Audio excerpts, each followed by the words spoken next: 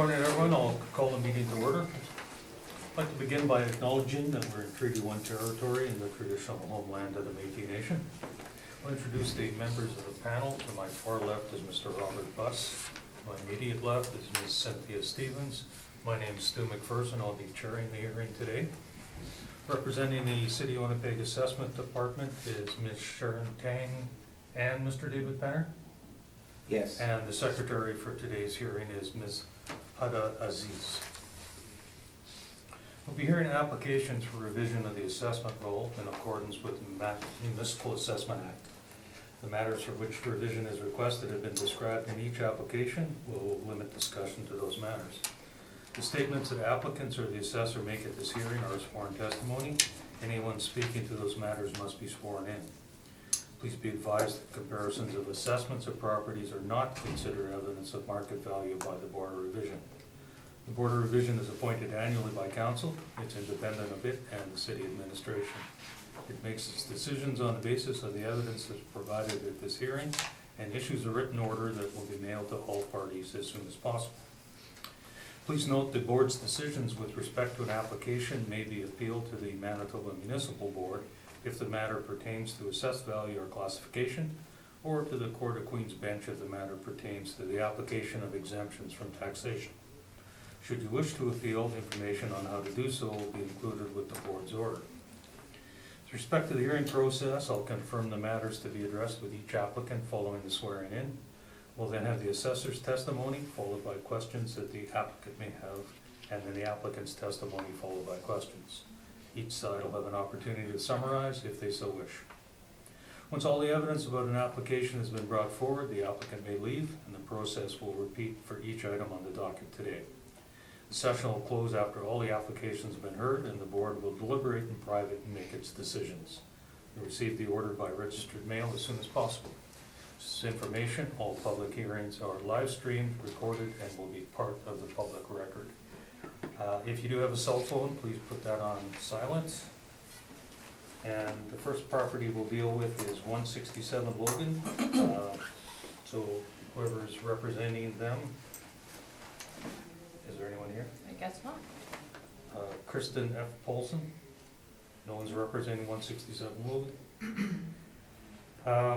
106 Higgins Avenue.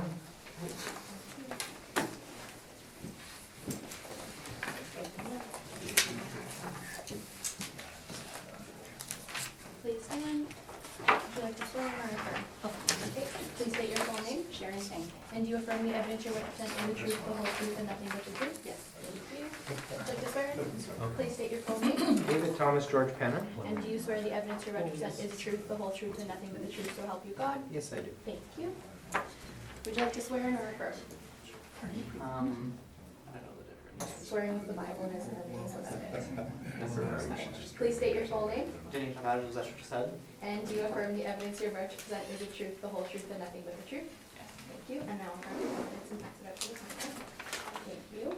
Oh, I'll need one myself, I guess. And I'll take that I one have to- afterwards. okay. Yeah. Thank you.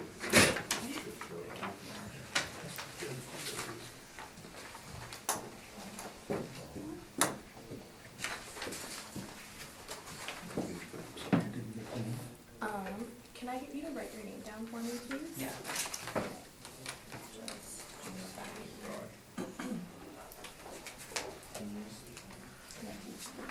Do you need the absolute full name? First and last is fine. Okay. Yeah.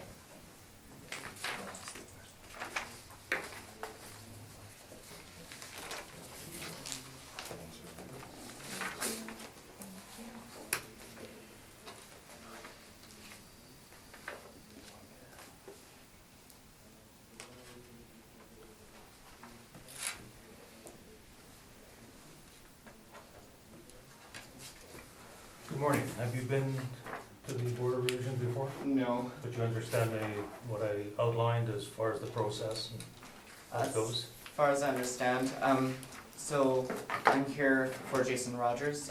He was called away on an emergency business in Okay. Toronto, so he's actually mid-flight, so I do apologize on his behalf.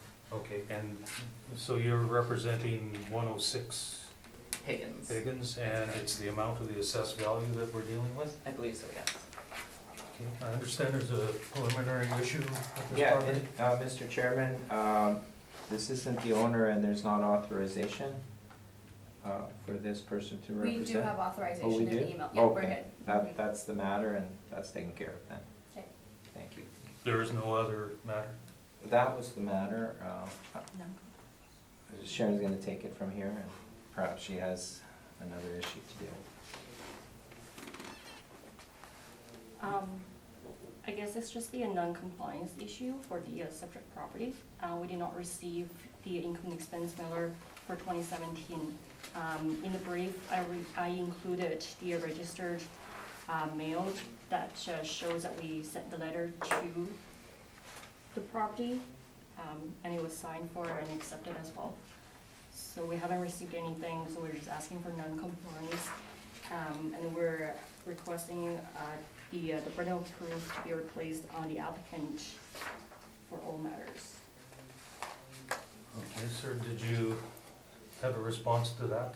Do you understand what they're saying?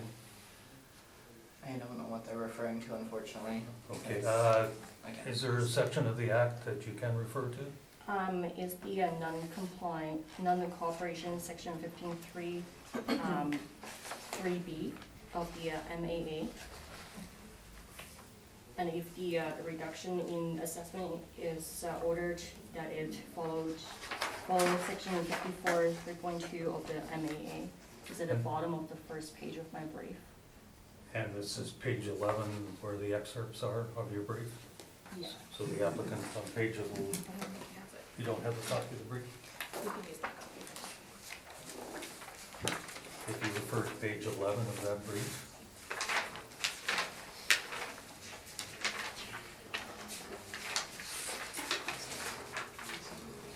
again, I don't know what I can do. Again, I was just given a written submission. No. Again, okay, so you don't have a response. What the assessor has said is that they sent a request for information to the owner and never received a response. And having done so, they're requesting that these sections of the act be enacted. And what that would do is basically, if it were granted, it would place the burden of proof on the applicant rather than the assessor. And if there were a reduction, it wouldn't take place until the following year. And I know this is all new to you, and, yeah. okay, so you don't have any I information to can't tell really us? say anything on his behalf for that. Okay. Mr. Buss, any questions of the, No, I see The assessor? information in the brief, so I'm satisfied. Ms. Stevens? Nope, I'm good, thanks. Okay, we will briefly adjourn. I think it's easier for the three of us to go.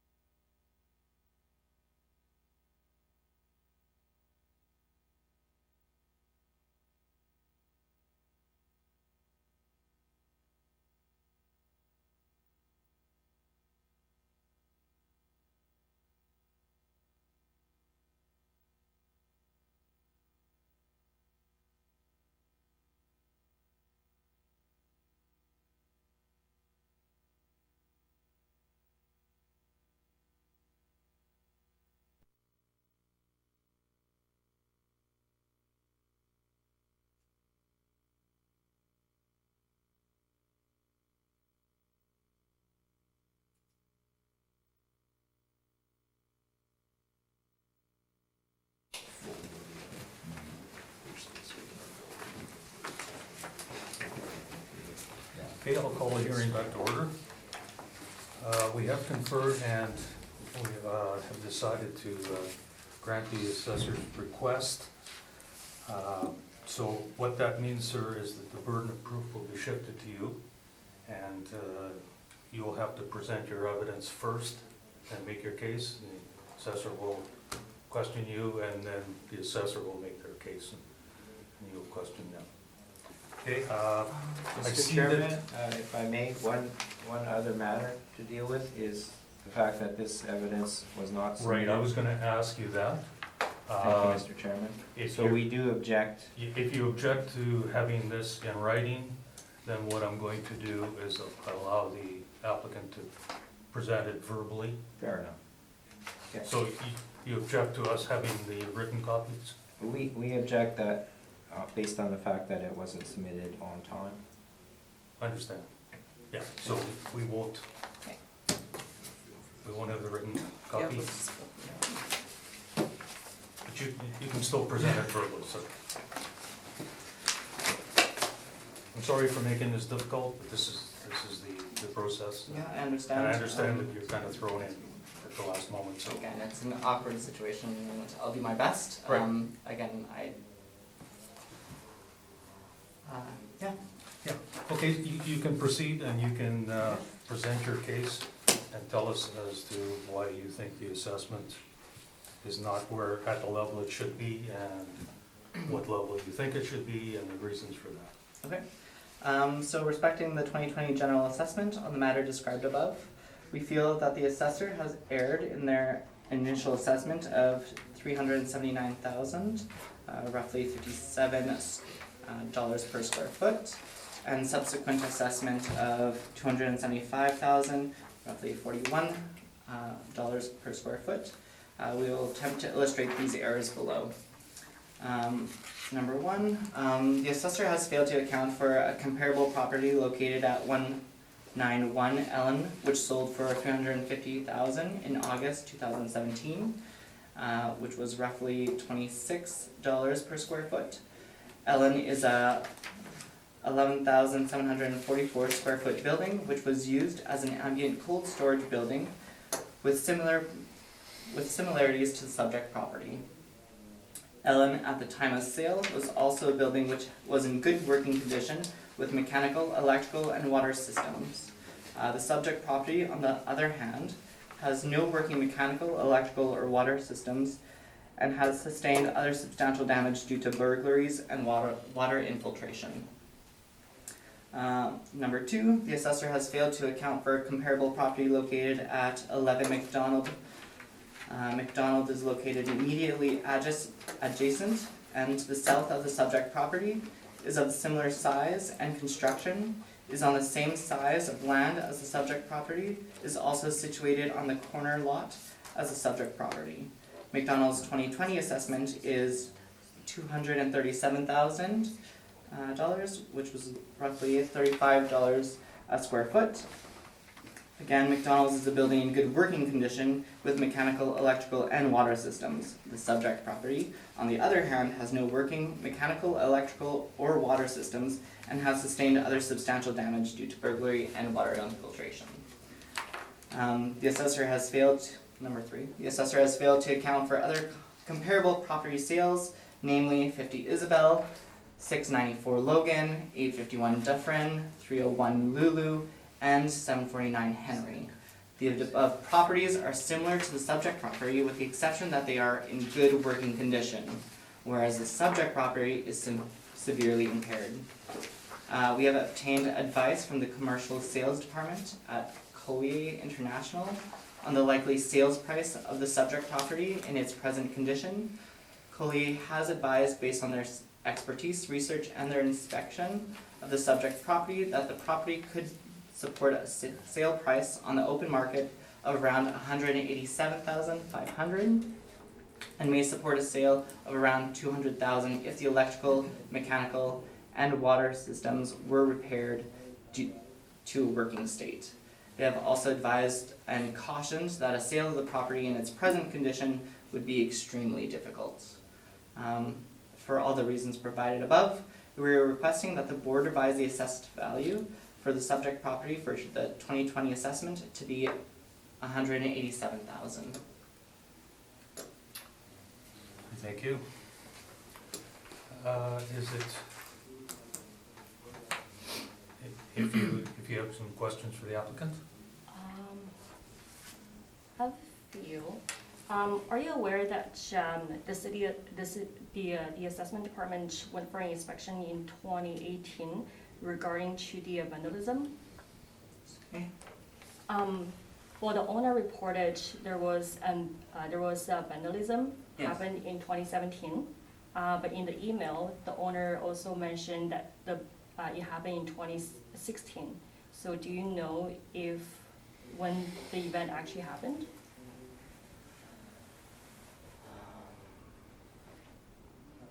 It was October 31st. I know that for sure because it was on Halloween. The year itself, again, I don't know off the top of my head. Again, it's been a few years. I couldn't say for sure. It was, again, either 2016 or 2017.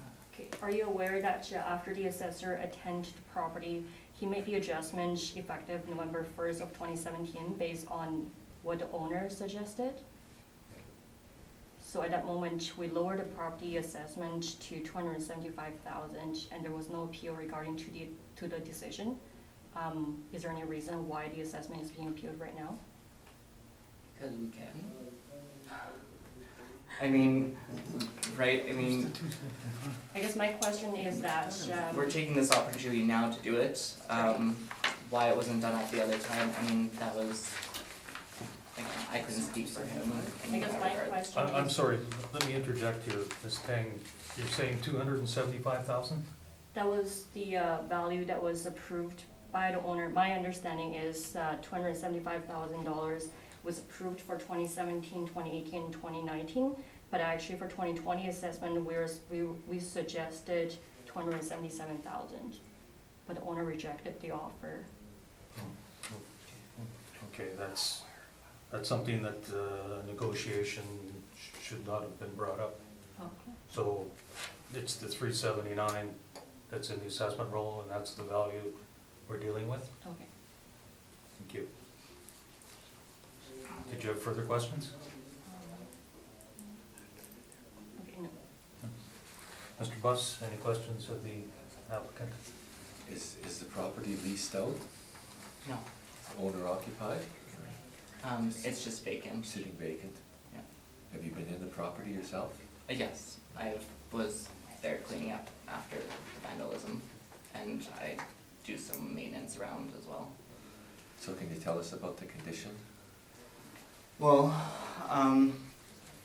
it was just one giant warehouse, just one large space mostly. There was some office space, and since then, all the windows have pretty much been broken now, so we've had to board them all up. There's constant break-ins, so we're constantly having to reinforce the doors. All the copper has been completely stripped. All the mechanical and electrical, so anything of value, all the fuses, there was like large metal copper, that's all been stripped. So the water system isn't working? No, they The stripped electrical all system the isn't working? copper. There was a furnace in there that doesn't work anymore because they removed components, anything that they could salvage. So it's unheated? It's unheated. We have a large hole in the roof because that's how they actually got in, is they actually pulled back the tin roof and they jumped in. It's right beside there's a beer store, and they were actually using a large shipping container to jump on the shipping container, go onto the roof, peel the roof back. So there's a large gaping hole in the roof. How Again, about the condition at the time of sale in 2015 when it was purchased? when we bought it, Yes. there, had all its water was working, there was a bathroom in working order, there was heat, there was. Was there a tenant in the building? It was a cabinet manufacturer that owned it before, I believe. So there was a tenant before. Thank you, that's all my questions. Thank you. Ms. Stevens? Well, I think Mr. Buss has asked most of what I was interested in, except that, so, since the building was purchased by the current owner, has there ever been any activity there at all, or has it just been vacant the whole time? It was used as storage, but we can no longer use it as storage because everything got stolen the first time around, so we. And it's just cold storage? Yeah, it was just, Yes. yeah. Okay, that's all I had, thanks. Just to follow that up, you say cold storage, the building was heated though, was it not? So there was one part of it that was insulated, but I mean, it was never used to store cold items. It was just for just like household items and things like that. So it was just used for commercial storage. We just So is this just electronics and things like just that. a metal frame building? Pretty much, yes. So well, it's brick- not fully it's- insulated? So there's part of it that's brick and insulated, and then there was another part that was insulated for cold storage. There's different sections to it. I don't know. So of the floor area of about 6,400 square feet, half would be insulated or 3/4 would be insulated or? It was all insulated, so you could heat the entire thing if you wanted to.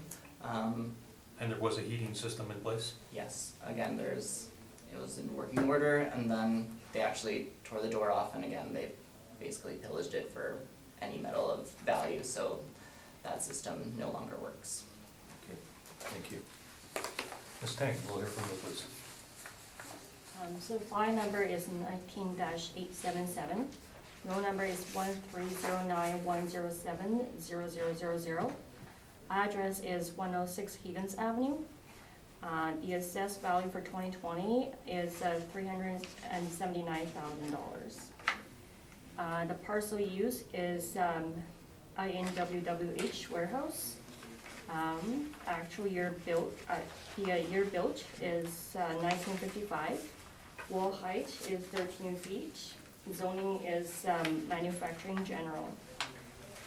The planning area is 6,453 square feet. And the land to building ratio is 1.35. So the second page of my brief shows a general location of where the subject property is. We can see that it is at the corner of Gomez Street and Higgins Avenue.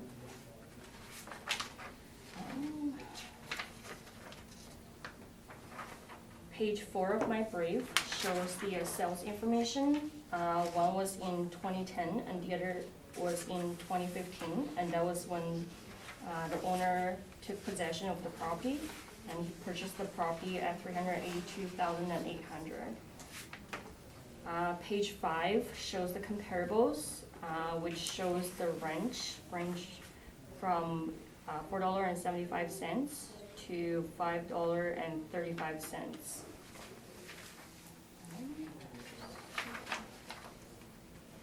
Page 6 shows the workup for the subject property.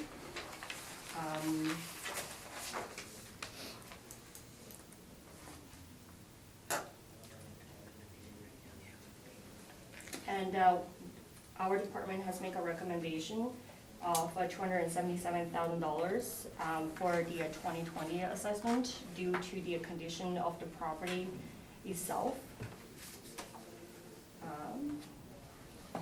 So you're making a recommendation of $277,000? Yes.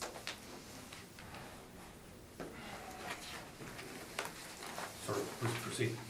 And that concludes my presentation. Okay, sir, did you have any questions of what's been presented by the assessment? I guess I'm, again, kind of limited, but, so the rent comparables, I'm assuming those buildings are all in working order? They have water, they have sewer, they have electrical, Yes. they have heat? Yes. So for a building that would have none of those, it would probably be far less. Yes.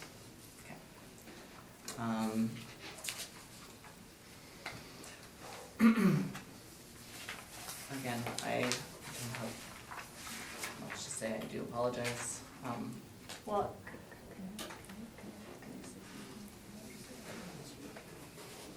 for the comparables, when I was looking for the information, I was looking, the comparables were pretty similar to the original assessed value of $379,000. So that was what the rent comparable was based on. And since now we are decreasing the assessed value to $277,000, we did take into the consideration of the comparables, and we did do the necessary adjustments based on the condition. That's why we come up with the $277,000 instead of the original $379,000. So is that based on a reduced rent, or was that increased vacancy? Yeah, or- it was based on both, so it was reduced the rent and we increased the vacancy as well. Can you give us those figures?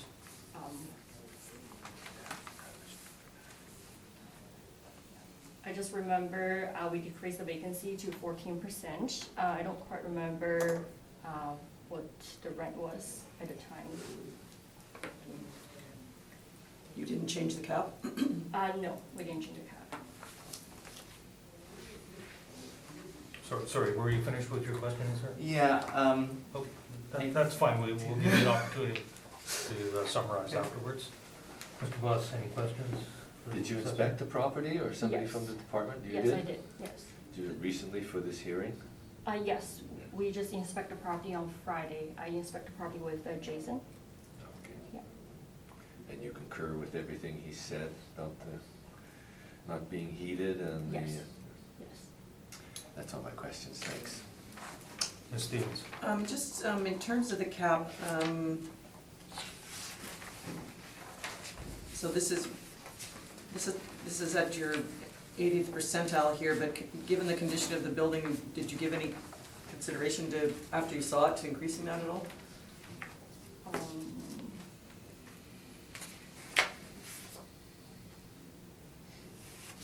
Or you just decreased the rent and went with the vacancy? I just decreased the rent and vacancy. Okay, that's all I had, thanks. Okay, I have no further questions, but I do have a comment. If you're making a recommendation in the future, it'd be best to have a workup so that you can address those types of questions. Okay, sir, did you wish a summation? Did you want to sum anything up or make comments or concerns before?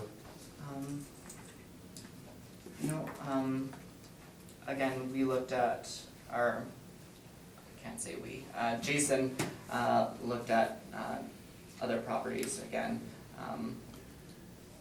And the properties listed, there's over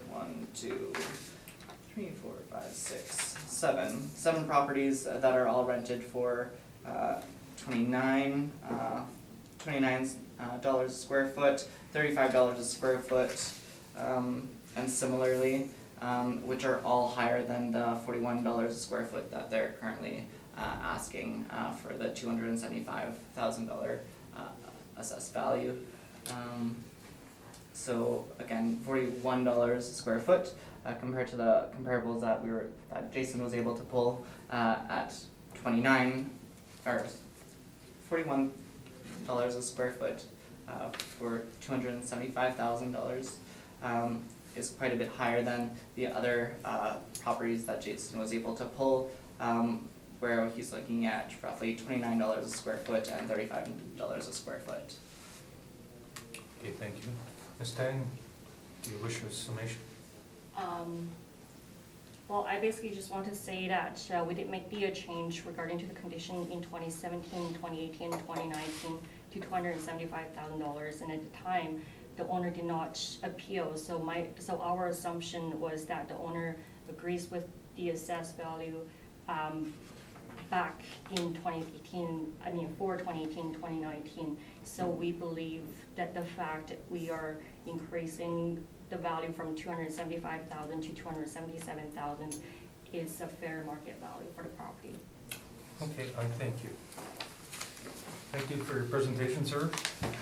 Thanks for your patience. Not a problem. We'll be issuing the order and that will come out in due course. Thank you. So much. Oh, you don't need this one anymore? It does. Yeah, absolutely. is facing me to copy this up? He's supposed to pick it up for evidence exchange, so we can keep these copies. Okay. Yeah. Is there a way that we can get that later? I'll do via email. Okay. Yep. Thank you so much. No We problem. appreciate it. Appreciate all your time. Thank you. Thank you. Don't see me anymore? No, you're good. Alright. Enjoy the rest of your day.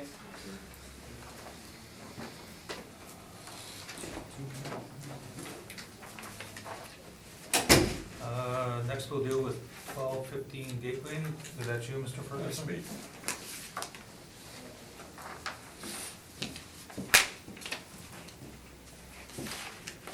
Do you want to sign or affirm? Okay, please state your full name, Brett William Ferguson? and you swear the evidence you represent is the truth, the whole truth, and nothing but the truth to help you God? Yes, I do. Thank you.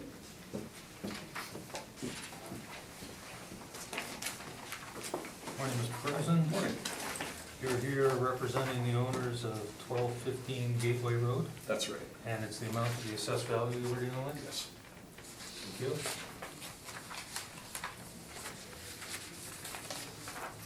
Ms. Assessor, when you're ready, we'll hear from you, please.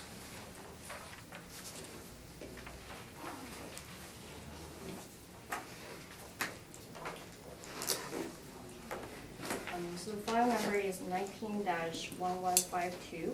Roll number is 040028820000. Address is 1215 Gateway Road. The assessed value for 2020 is $1,776,000.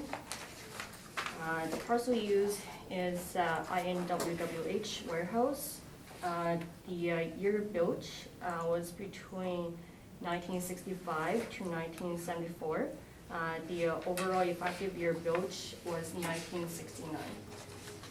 The zoning for the property is manufacturing general.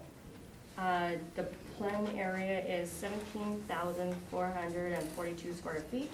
The land to plan area ratio is 2.997. So next page of my brief shows the location of the property and the picture. So the property is at the corner of Gateway Road and Burnett Avenue. The property consists of two buildings, 1215 Gateway and 1221 Gateway. Our proposed value for the property is, page 3 of my brief shows the recommendation for the subject property. We recommend $7 per square foot for the rent, vacancy at 2.5%, shortfall at $3.75, expenses of 2%, and the cap rate of 7%, which gives us $1,643,000. Page 4 and 5 shows the income information for the subject property. We only received the information for 1221 Gateway because 1215 Gateway is owner occupied, from my understanding.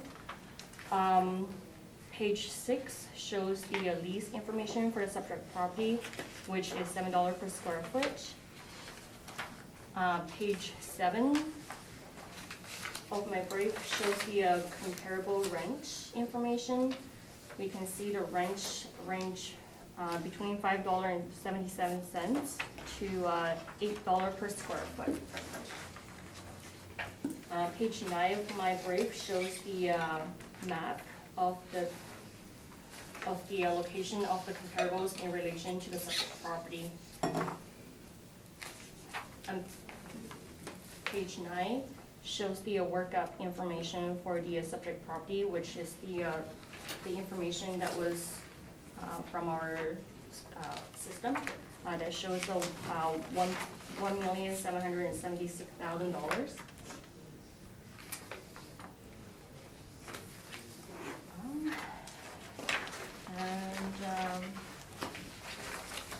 If you flip to page 17 of my brief, that shows the picture of the subject property. So page 17 to page 22 is the pictures for the 1215 Gateway, and page 23 to page 25 shows the picture for 1221 Gateway. And that's my presentation.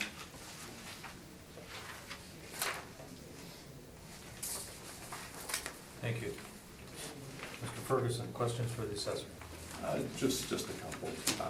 Just curious, Ms. Ting, on page 3, your workup with your recommendation, your workup is based on a rent, a market rent, I'm assuming of $7.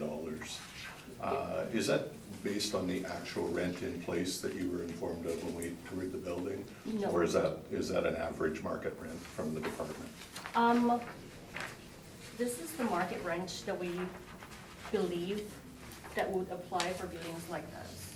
So we just basically just put a blended rate for 1215 and 1221 instead of separating them and then put two separate rents for two different properties. That's fair.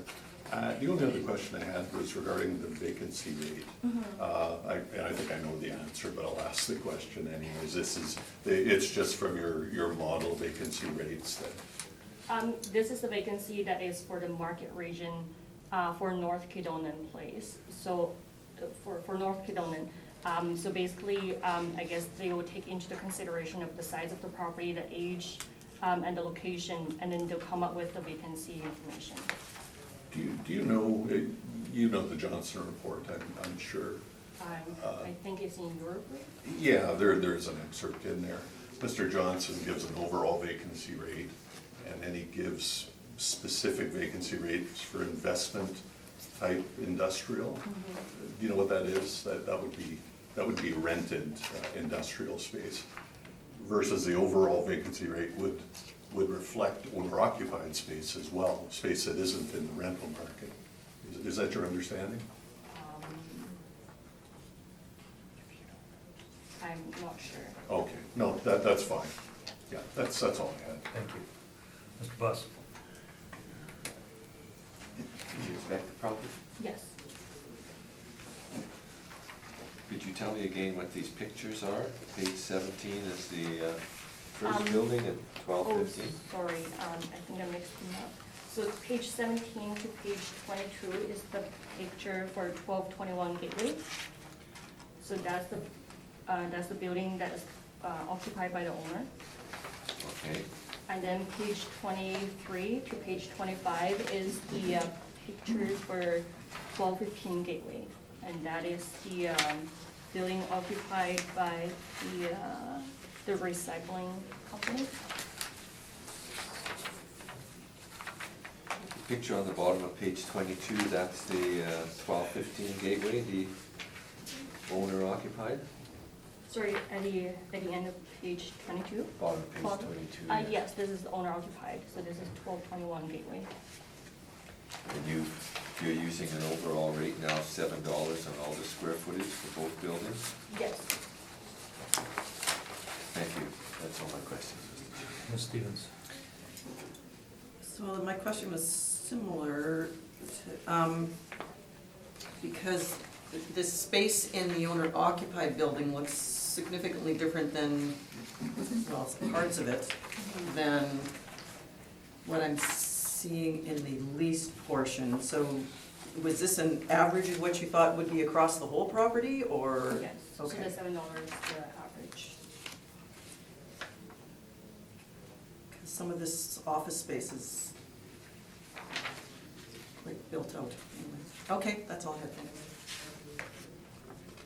you. Page 4 of your brief, this is the return that you received, talking Yeah. about the rental. Yes. And do you know what that works out to a square foot?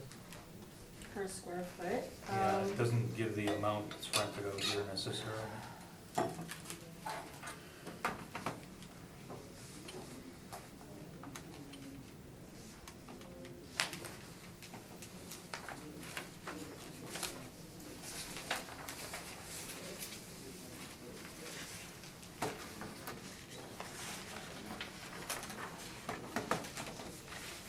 So the information we received for the tenant space is about 10,000 square feet.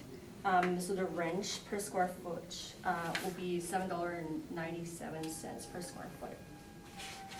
$7.97? Yes.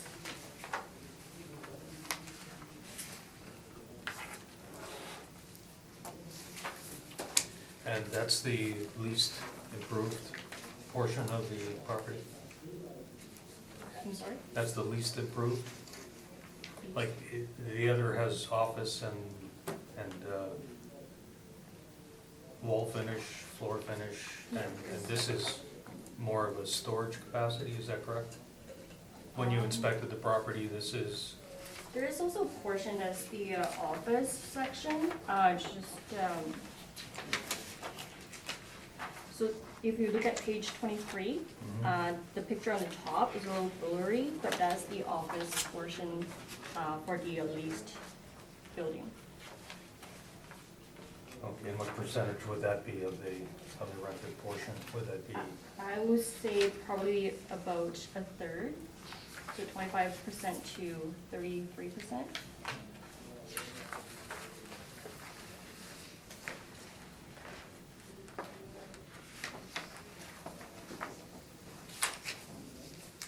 okay, I thank you. Mr. Ferguson, will hear from you, please.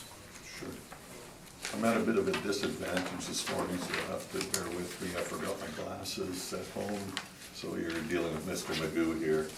So I'm not gonna try and read my brief. I have a pair if you'd like to try them. I just wear reading glasses. That's what mine Yeah, are. You wanna try them? absolutely. Give me every advantage I can take. Always carries.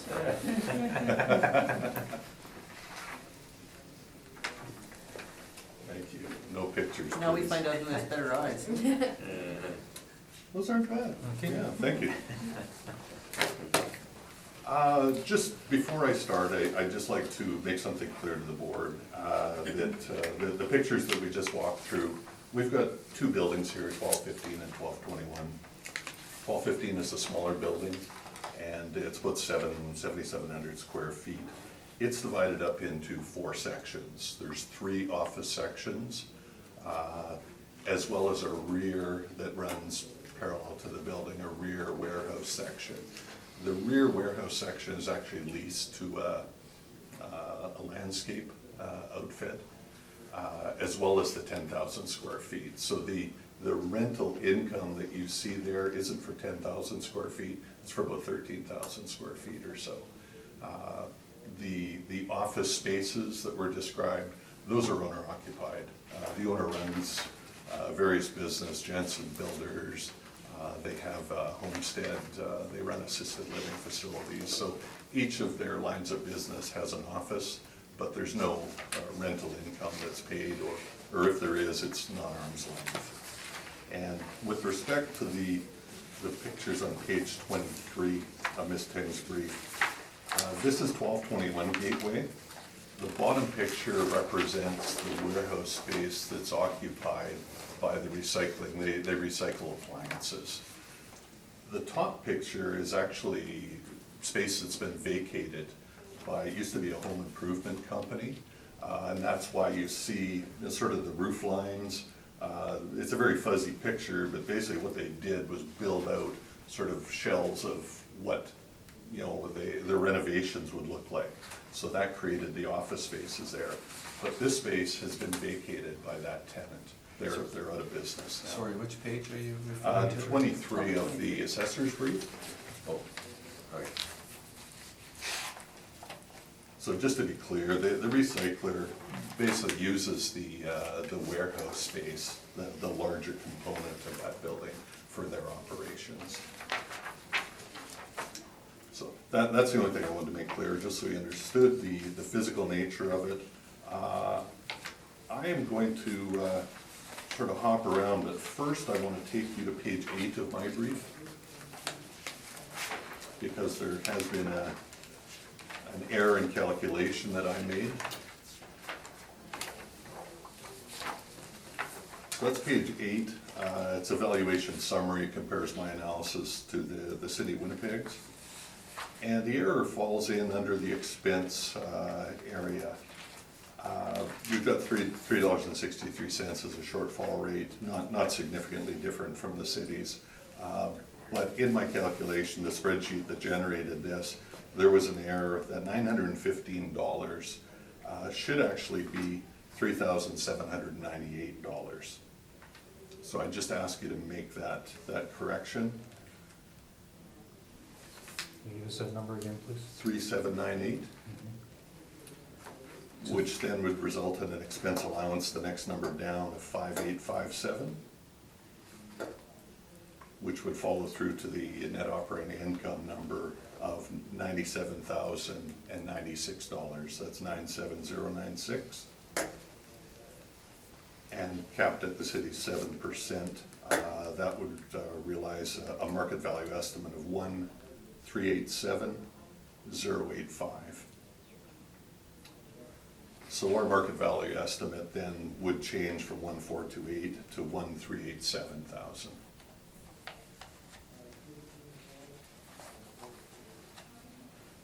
I apologize for the one of the spreadsheet things.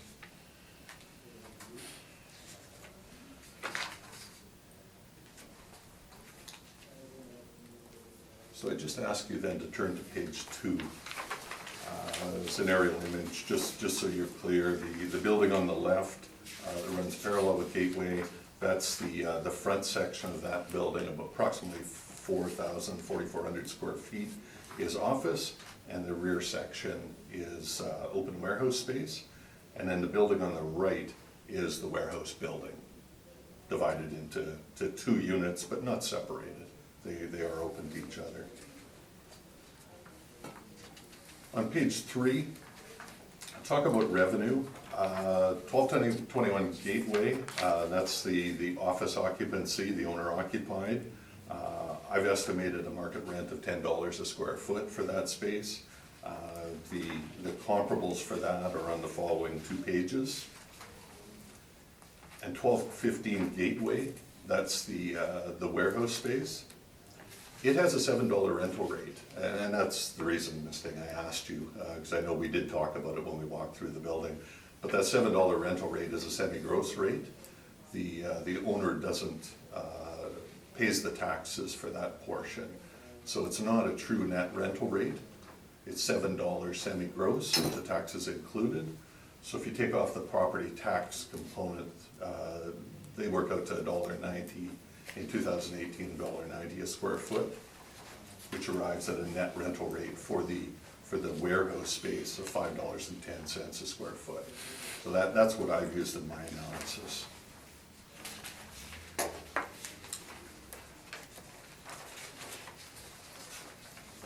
And I think the only 2 issues that I think separate myself from Ms. Tang are the revenue side and the vacancy. I think we're very close on the expense side. Our shortfall amount is very similar. We're just a few cents away, so I have no issue with that, and I have no issue with the cap rate. So I think it's just the revenue and the vacancy. So I'll turn to vacancy next, and on page 6, what we have is Mr. Johnson's multi-tenant investment vacancy rate by district, and this is the reason why I asked the question, if it represented, the vacancy rate that the city used represented investment vacancy, that is vacancy that's truly in the market for rent, or if it just reflected an overall marketplace vacancy. Because Mr. Johnson shows since 2015, 6.1%, 9.3, 8.8, and 6.1 in 2018 for the East Kildonan zone. Versus similar rates for the city overall, which are the bottom line there. So what I've used in our analysis is a 6% vacancy rate. Shortfall calculation on page 7. Like I say, we're very close. I don't think I need to dwell on that. And then page 8 is just the comparison again with the revenue side, the approximately 4,200 square feet at $10, and then the warehouse space at the net equivalent rate of $5.10 gives us a total annual potential revenue of just under $110,000. If I blend them, it comes out to about $628 a square foot. And again, I've applied the 6% vacancy rate to that to arrive at the numbers that we spoke of previously. That would be my presentation. Thank you. Ms. Tang, questions for the applicant? Yes.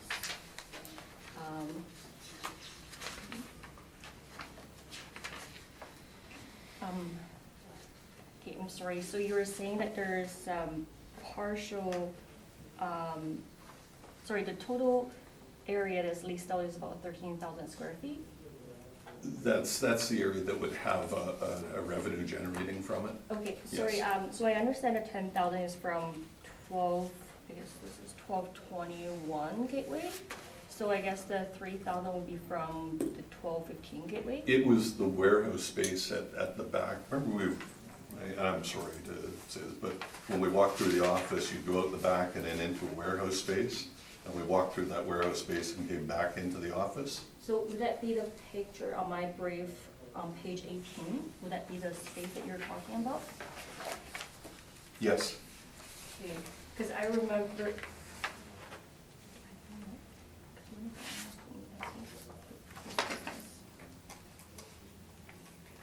As long as it's in a form of a question.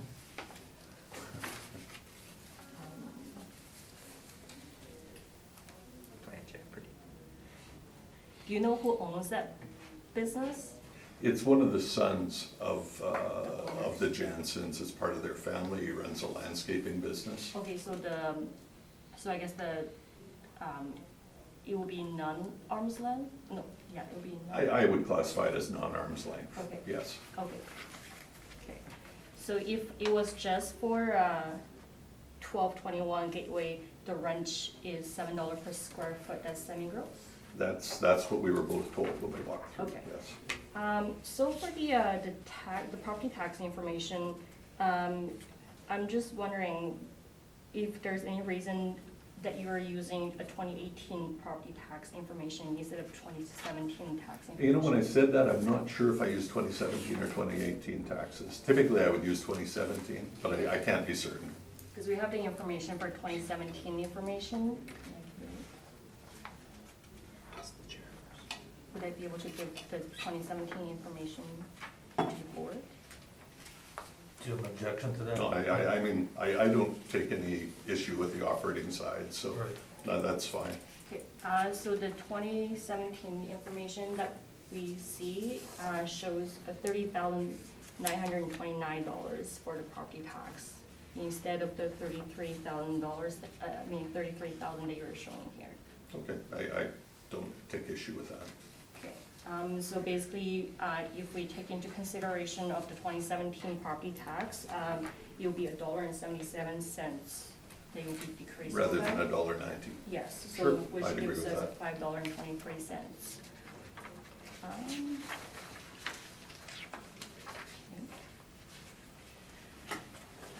Okay, so on your page 7,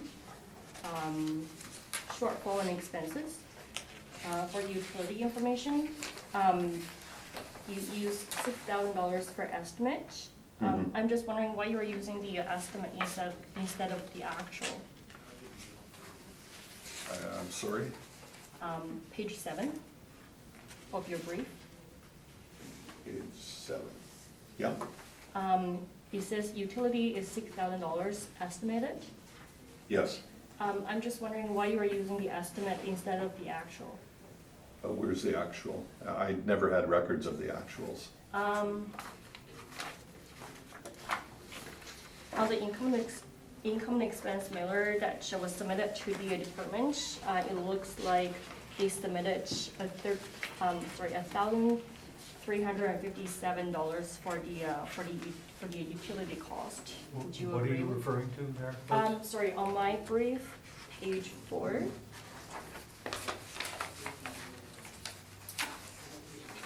It shows the utility cost, gas and electric, water, total 6390 utilities, a total of $1,357. So would you say that the estimate that you provide is much higher compared to the actual cost? We've got 17,000 square feet of building. Do you really think the hydro would be $1,100 over a year?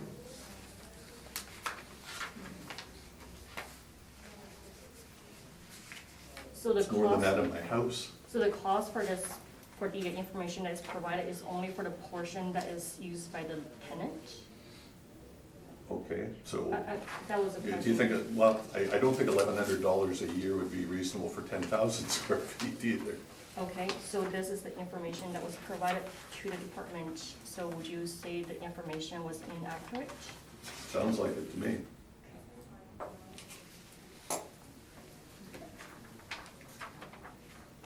Okay, so on page 8 of your calculation, okay,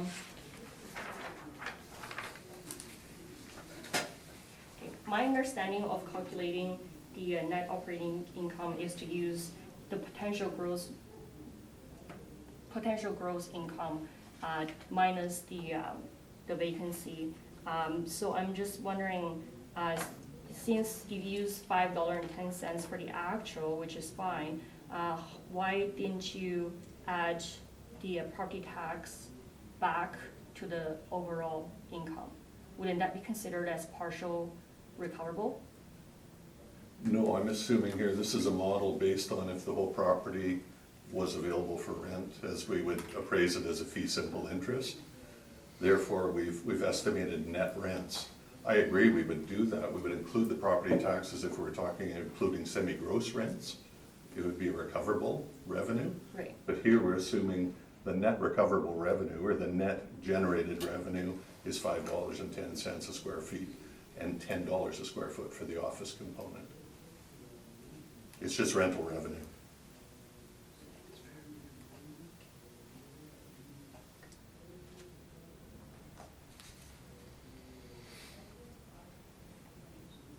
Okay, I don't have any further questions.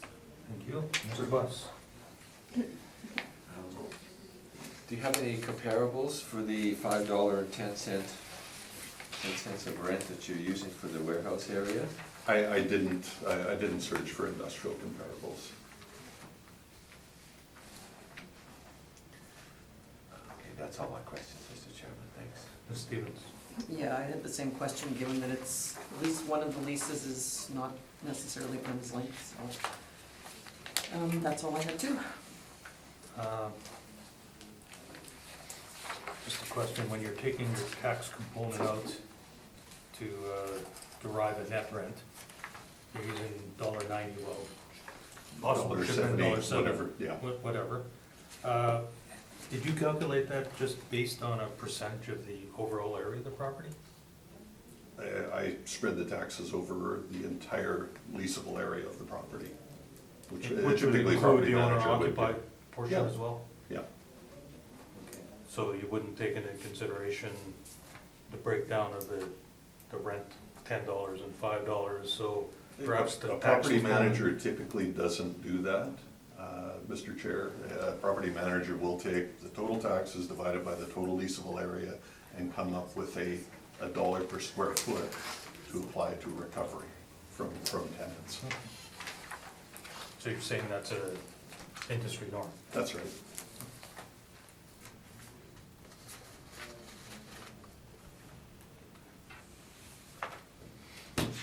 Okay, thank you.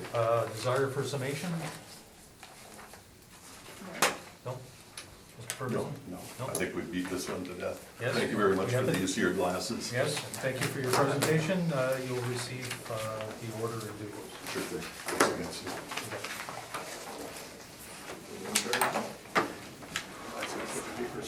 I think we'll take a short break here, 5 minutes. Okay, I'll call the meeting back to order. Please just sign the record. Swear to swear. Please state your full name. Trevor Glenn Smith. And you swear the evidence you represent is the truth, the whole truth, and nothing but the truth, so help you God. I do. Thank you.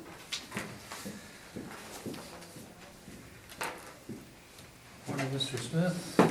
Thank you for your patience. You're here representing the owners for 4 properties, and it's the amount of assessed value we're dealing with. It is, yes. Thank you. So we'll just deal with these in the order that they are listed on the docket. So the first property we'll deal with is 68 Higgins. When you're ready, Ms. Assessor, we'll hear from you, please. So the file number is 19-1553. Roll number is 1309613550. Address is 68 Higgins Avenue. The 2020 assessed value is $1,213,000, $1,213,000. Parcel use is INWWH warehouse. The year built for this property is between 1913 to 1977, which gives us an effective age of 1940. The plan area is 29,372 square feet. The length to plan area is 2.24. So page 2 shows the subject property. So it has the portion of the big building plus, I guess, that's the little parking area. So page 3 of my brief shows the breakdown of the property. The year built, the square footage, the area, wall height, which gives us an overall year built of 1940. So at the time of the assessment, our system has an effective year built of 1945, which has been changed to 1940 for future assessment reference. Page 4 and 5 shows the income information for the subject property.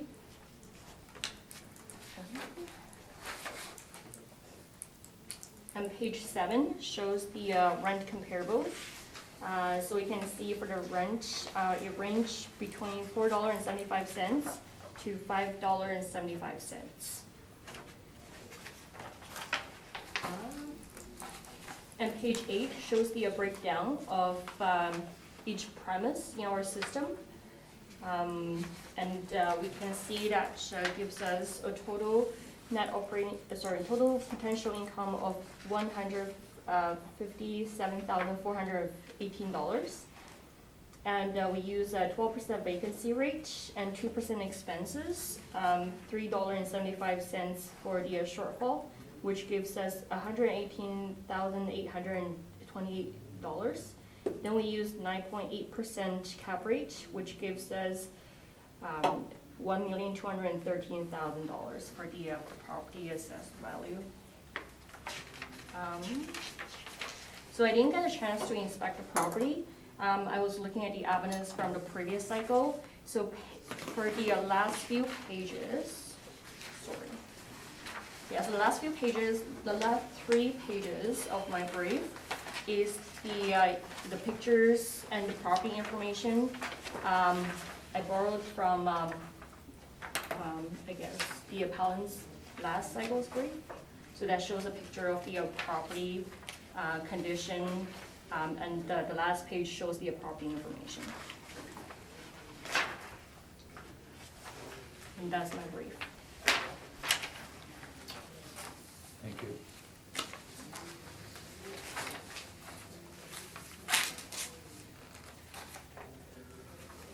Mr. Smith, questions for the assessor? Just a couple, I guess. The market value that's derived in the model, it's all model driven, is it? There's been no changes to the model? Not that I'm aware of. Okay.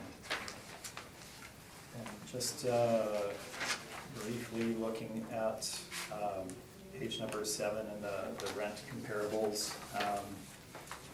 I was looking at the location of these. None of these would be in the subject property location of Point Douglas, is that correct?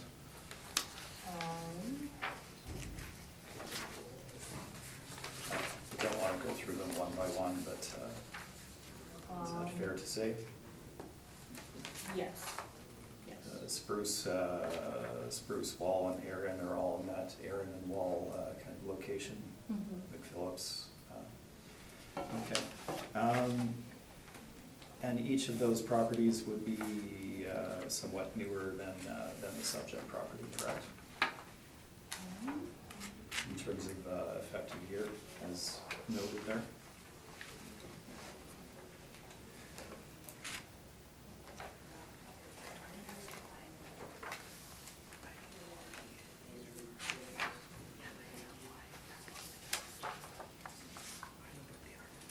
Yes, Okay, thank you. And I see that the expense allowance as allowed by the city is 2%. That's Yes. correct? yes.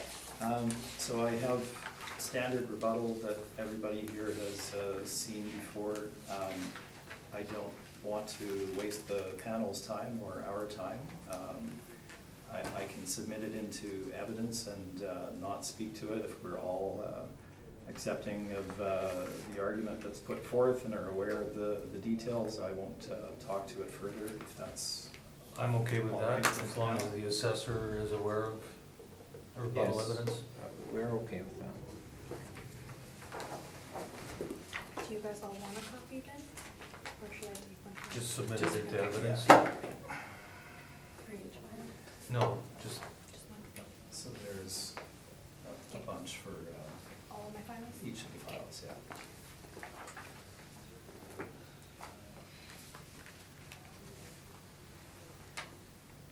no need. Yeah. I don't have any further questions myself. Thank you. Mr. Buss? The page 2, I see these buildings have been put together at, the oldest building is the 68. Well, yeah, number 6. I don't see anything at 70, 72. You've got partial demolition. Yes, that's for 70 and 72 Higgins. That was partially demolished in 2017. So is it still big value today if it was partially demolished? No, that's not included. Oh, okay. Yeah, it's just partial, but we still kept, I guess, the address, because it's only partial of that property is being demolished. Okay. So due to the demolished part, that brings the effective year built from 1945 to 1940. Okay. No, thank you. That's all my questions.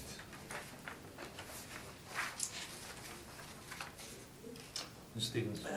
On your workup on page 8, do you happen to have an average of what your rent works out to? I don't want you to work it out now if you don't have it, because that's, I think it's about $5 per, $4 per square foot. okay. And you said this was all models, so a vacancy loss of 12%, that's what comes up on the model for that area? Yes. Okay. And then your cap is pretty much at the top. Okay, that's all I had, thanks. Sorry, that overall was 418, is that what you had calculated? That's what I get. 418, yeah. Thank you. And you provided us with the logic behind the 1940 overall year built on your page 3. Yes. And I think Mr. Buss had asked about the park demo in 2017. Yes. So there's still 870 square feet left of what there used to be? Yes. Okay. And you've got square footage and weighted. What does the weighted mean? It's just the percentage to the entire property. I'm thinking. Is that the value or? No, I think what they did was they used the effective year built times the square footage of that portion that was built in that year, and then divide by the total square footage, and then gives you the weighted number column.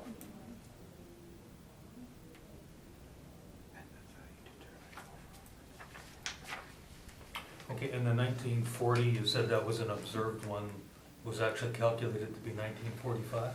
Well, I guess the person who did the demolition for that part forgot to change the effective year built when he did the demo. So after I made this calculation, I changed it in our system. I make it to 1940 for the future reference.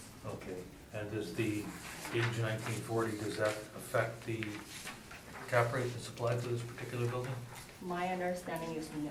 I think if they're in the same category for the cap rate of 9.8%.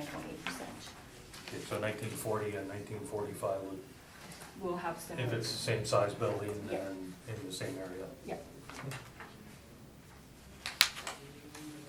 And it is a 12% vacancy for the model for this area? For the model, yes.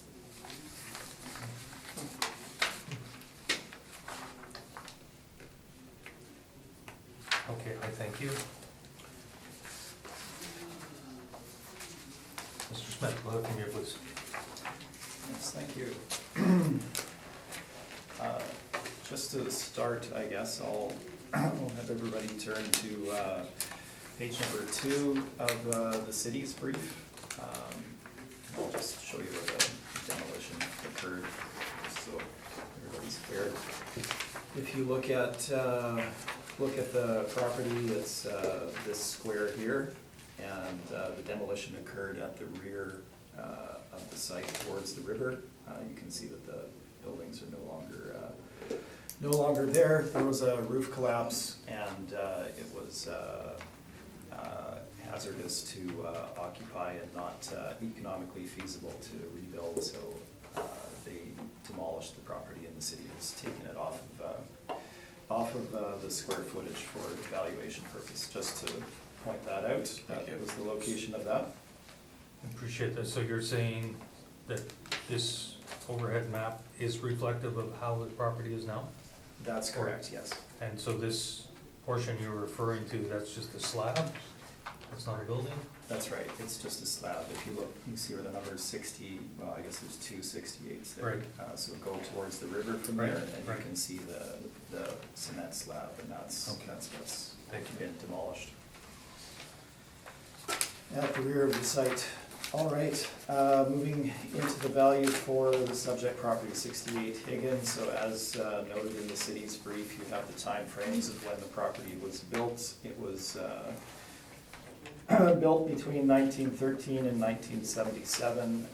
Majority, the original building built in 1913, totaling in that 22,000 square foot range. Then you had 2 additions in 48 and 53 of in the neighborhood of 3,000 square feet, with one larger addition of just over 10,000 square feet in 65. A couple of smaller ones at the end, so we're not in dispute of the effective age of the building in 1940. We have a land to plan area ratio for the subject property of 1.5 to 1.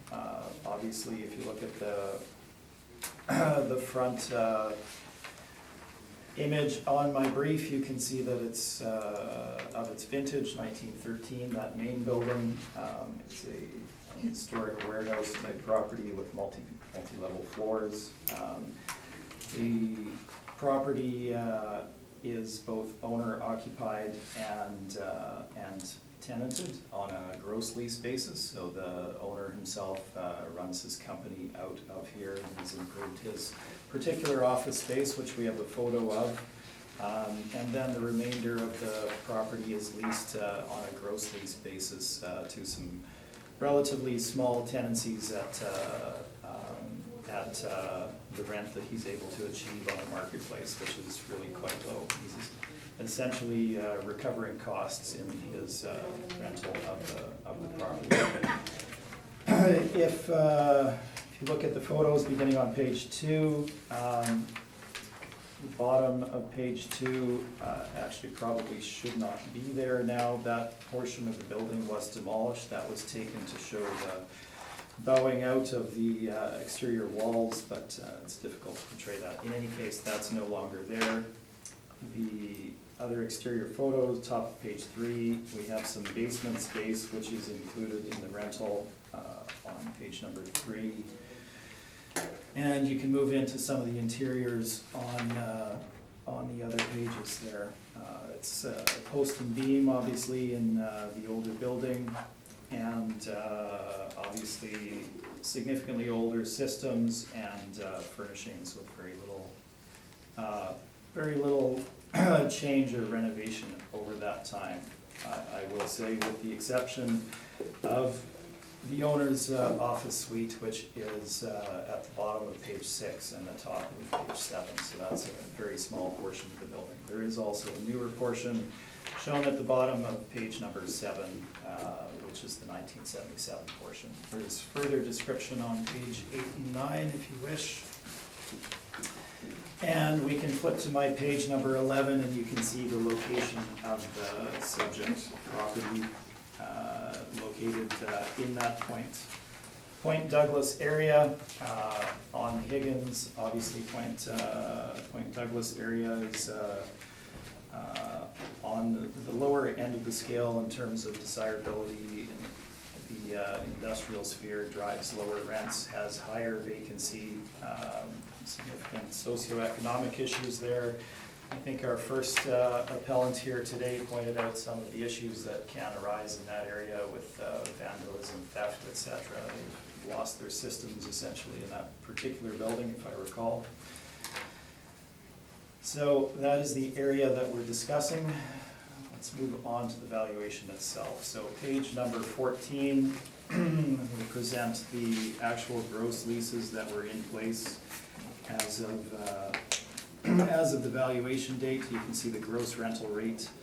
We have brought these back to net rental rates by deducting the overall operating costs and property taxes, and you can see the resultant net rental rates. These range from a low of 0, which would effectively be below 0, as they're not recovering, they're actually losing money on a few of these spaces, up to a high in that $6.43 a square foot range for one unit of 900 square feet.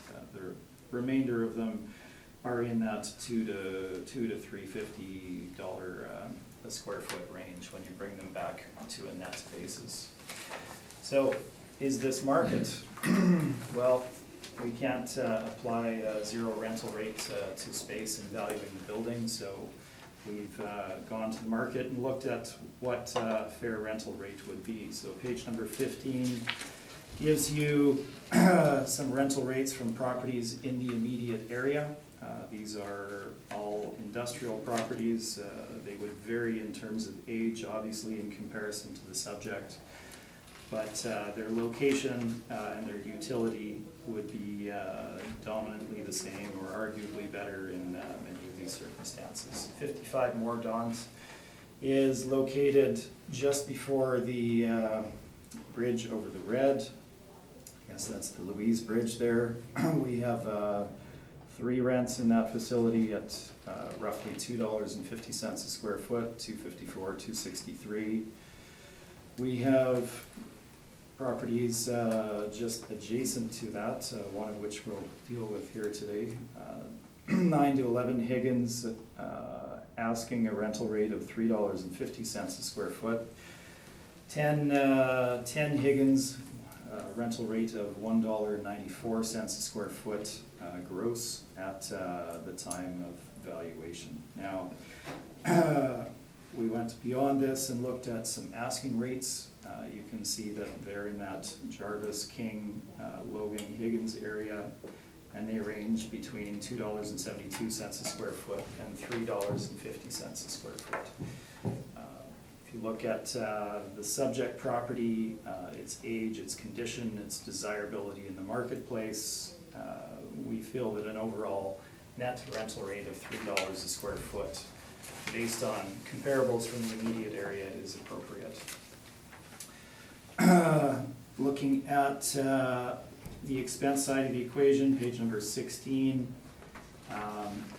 we have presented the material from the Johnson report from year-end 2017, not 2015. And you can see that vacancy rates for investment vacancy, as mentioned already, are somewhat higher than the overall market, taking into account owner-occupied space.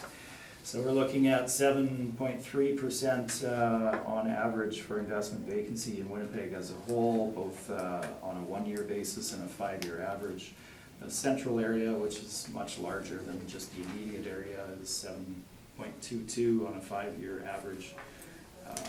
this particular property, all of the tenancies are on a month-to-month lease. And they do come and go, and they do tend to have issues leasing up space in this particular area. So we've assigned a vacancy rate of 10% as representative of marketplace. Page number 16, with regard to the expense allowance, I'll just perhaps ask the question if there's going to be questions on this, or if I can just present the numbers as is and move forwards.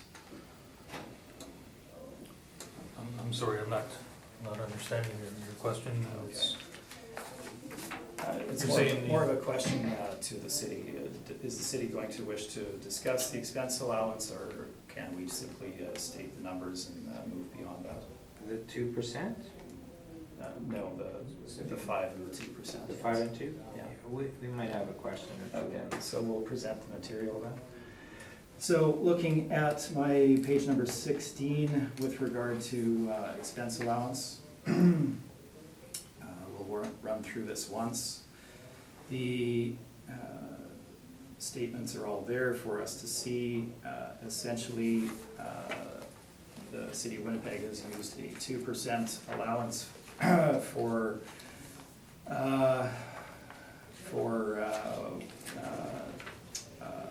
expense allowance. I'm sorry, let me collect my thoughts for just a minute. I did not Yeah. plan on going through this particular portion. Yeah, take a moment.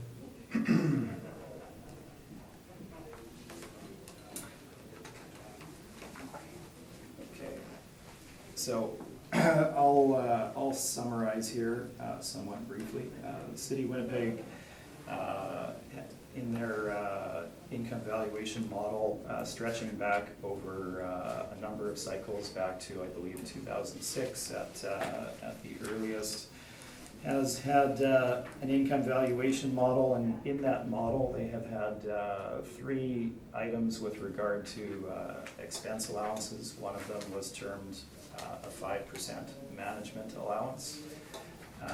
The other was termed a 2% other allowance, and then of course there's the shortfall rate, which nobody is in disagreement with. The 5% management allowance was essentially a misnomer and was intended to represent non-recoverable expenses that owners incur in the operation of a building that they cannot, under normal circumstances, recover from tenancies under the terms of their lease.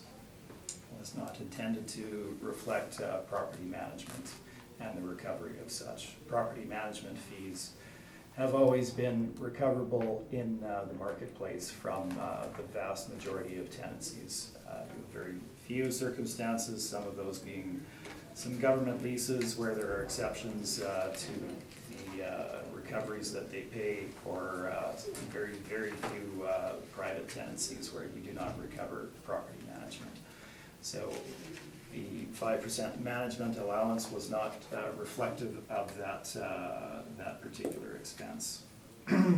So the city followed this model where they had a 5% allowance and a 2% allowance, which before this board was termed to be a structural allowance. In numerous hearings in prior cycles, for the 2020 cycle, the city has changed that model and has reduced the overall expense allowance down to 2%, stating that that is inclusive of all of the non-recoverable operating costs that an owner would incur. Looking at the theory behind this, the Appraisal Institute of Canada is the governing body of the appraisal profession in Canada, responsible for education of its membership. Their standard text is the Appraisal of Real Estate, 3rd Canadian edition.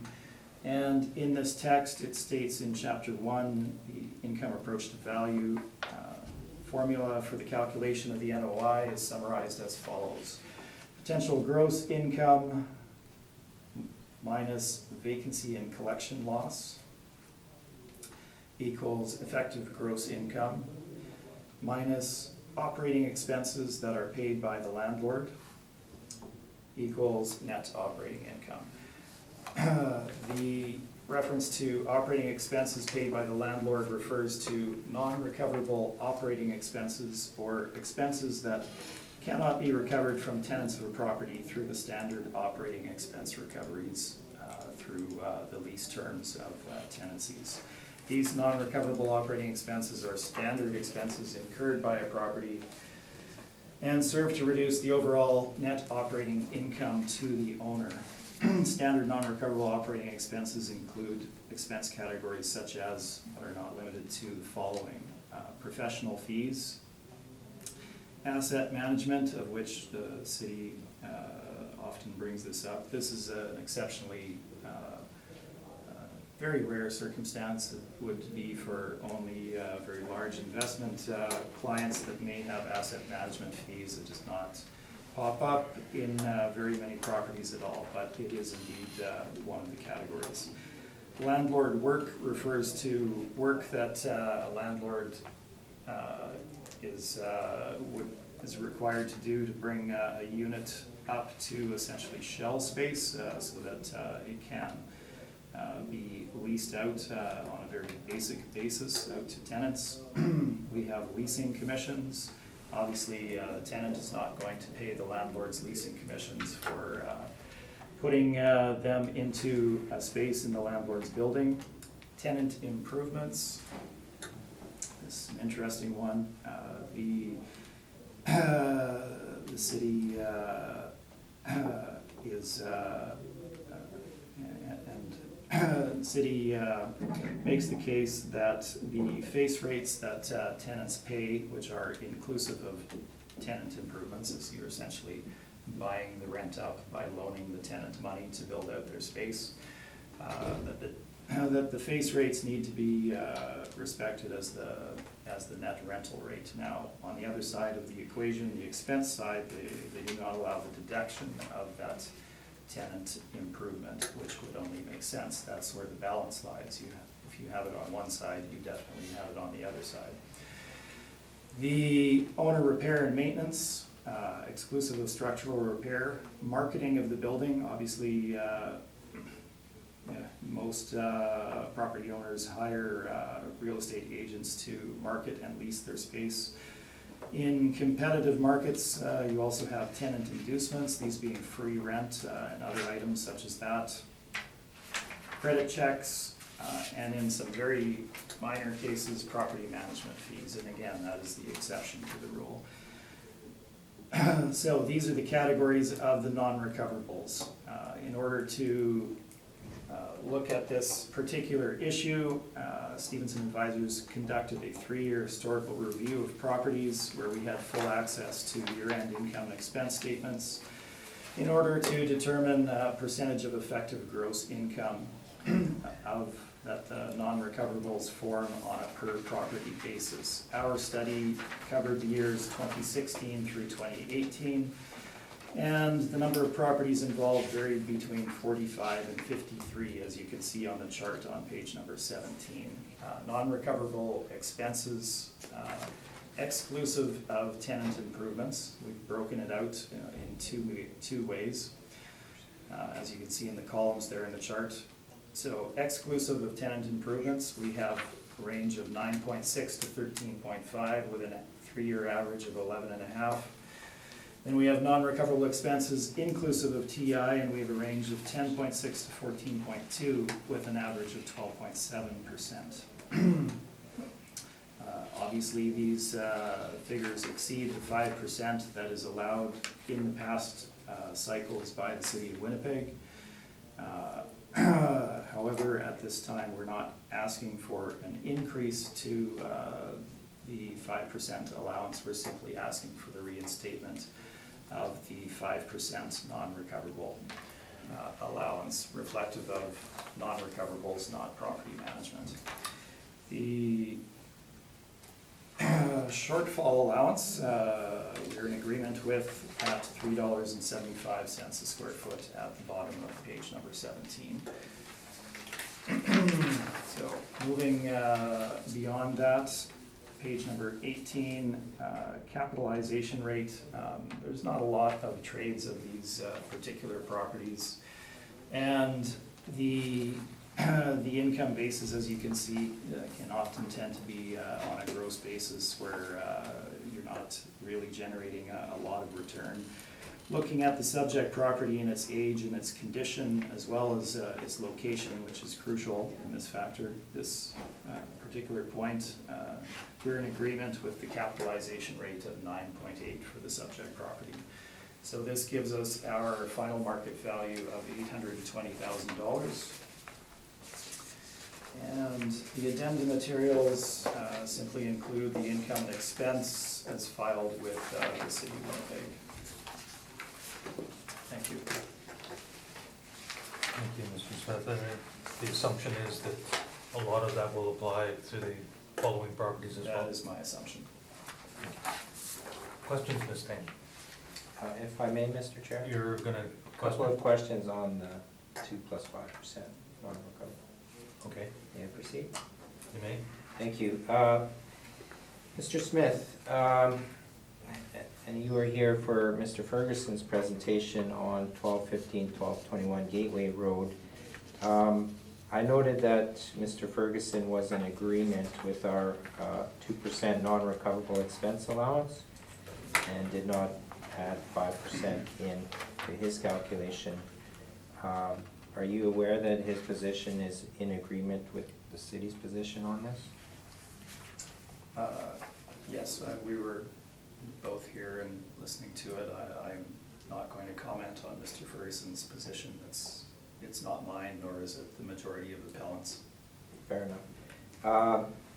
And just to touch on this, are you aware that the assessment department does not allow in the calculation of NOI for valuation purposes such things as asset management, leasing commissions, tenant improvements, tenant inducements, and free rent? You're I'm aware aware of that that that's the position? city's position, yes. Right, and that position is based on case law previously presented. Are you aware of the case law that we rely on for that? I am aware of the case law and having reviewed those files, as I mentioned, with regard to the face rate issue and the balance, a thorough reading of those cases points out that it's the deduction is not allowed from the face rate to bring the rental rate down. It does not state that it should not be allowed on the expense side. Intuitively, if you're allowing a rate to be bought up, then that expense has to be allowed on the other side of the equation. Fair enough. That's all my questions on that. And Ms. Tang, you may have questions or not. Okay, so on page 14 of your brief, it shows a list of the tenants that are currently in the building. Yes. Okay, do you know which are the premises or which units are occupied by the owner? I think it is in the, should say in the income expense at the back of the brief. They're looking at standard press, so that would be the 2,000 square feet, unit 201. Okay. And again, that's owner occupied.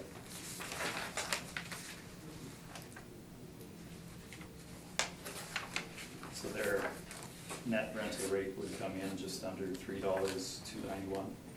So that's the only one that you're aware of? That's the only one that I'm aware of. They may have additional space, but I don't have that broken out here. I believe they occupy some additional space in the building themselves. Do you know that 64, unit 64 is owner occupied as well? That's fair. Am I aware of that particular unit? Yes. I can't say that I'm particularly aware of the individual unit numbers that, of the space that the owner occupies. The owner occupies space in their own building. The extent of it, I'm not 100% sure of, but the income and expense is there for us to view.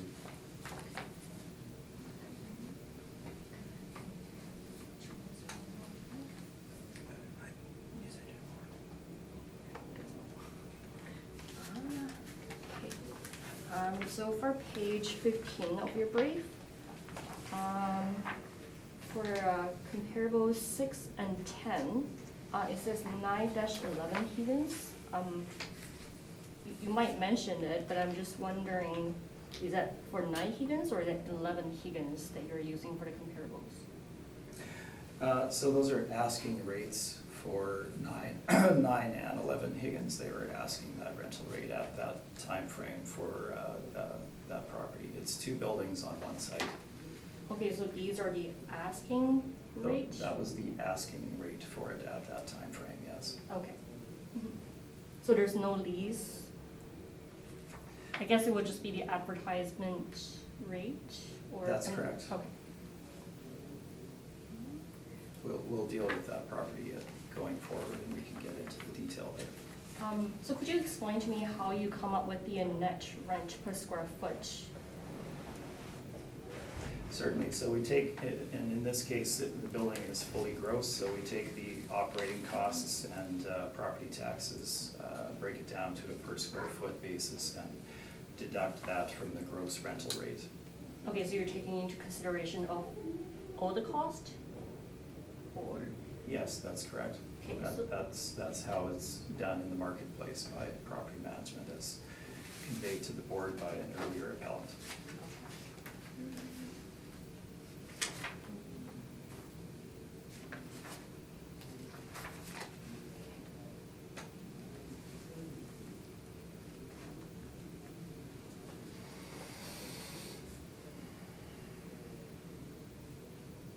I don't have any further questions.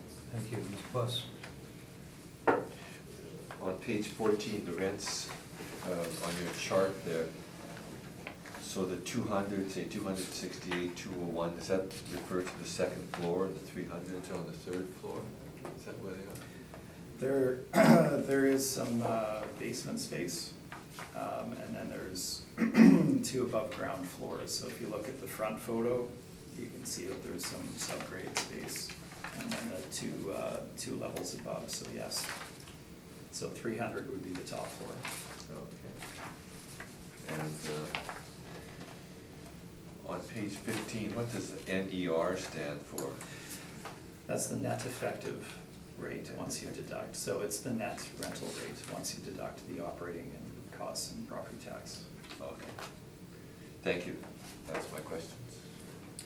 On page 15 as well, just, so the ones where you've got the actual rents, net effective rents listed, could you just tell me, where is Mordaunt? I don't know where that is. Is that in Point Douglas area, or? It is, yeah. So if you take Higgins around the Louise Bridge there, just before the train overpass, is where 9 to 11 Higgins is, and immediately west of that is Mordaunt. Okay, so That's where so it it's the is. same neighborhood. Yeah.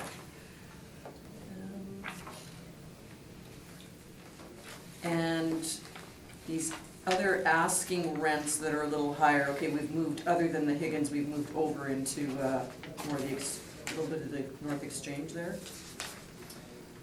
Yes. for Other than the Higgins rents, yeah. For the King and Yeah. and Logan, yes. Okay, thank you, that's all I had. Your $3 per square foot rental rate, I'm assuming that's a blended rate, which includes 7,639 square feet of basement area? It's inclusive of all of the leasable space for the building, yes. Okay, and the basement is used for, what, is that owner occupied or is that rented out? You know? It is rented out at times to tenancies. If you look at Look at the photos, I think we have some photos of it on page number 5. So there's film companies that will lease the space out to store their product or sets, et cetera, down there. So you can see at the top of page 4 and 5, that's a tenancy that is in the basement. Thank you. And just, because we went through it, page 17, your analysis for non-recoverable expenses, and it ranges from 45 to 53 properties. You said properties that you had 3 are historical review. Do you know what the breakdown is of those property types? Are they office, industrial? It was the range of the 3 main ones, industrial, retail, and office as well. Did you find a difference in the percentages for each type? Like, would you expect a higher percentage for an office versus a warehouse? There may be some variation between categories. We didn't break it down that far, given the very short time frame in which we had to come up with the study. The change in the model came out in June, obviously in that time frame when all appeals need to be filed. So prior to hearings, we had to get the thing done. So we haven't unfortunately got that detail at this point. And just one final clarification, page 15, your asking rents, that's as of the reference date? That's correct. Thank you. Thank you. Ms. Tang, wish for a summation on this project? Mr. Smith? No, thank you. Thank you.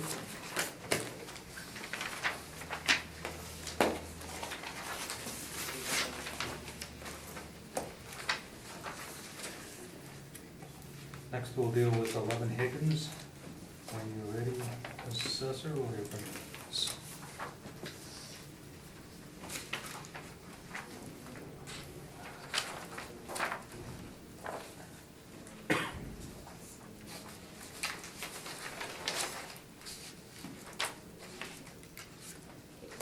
So file number is 19-1599.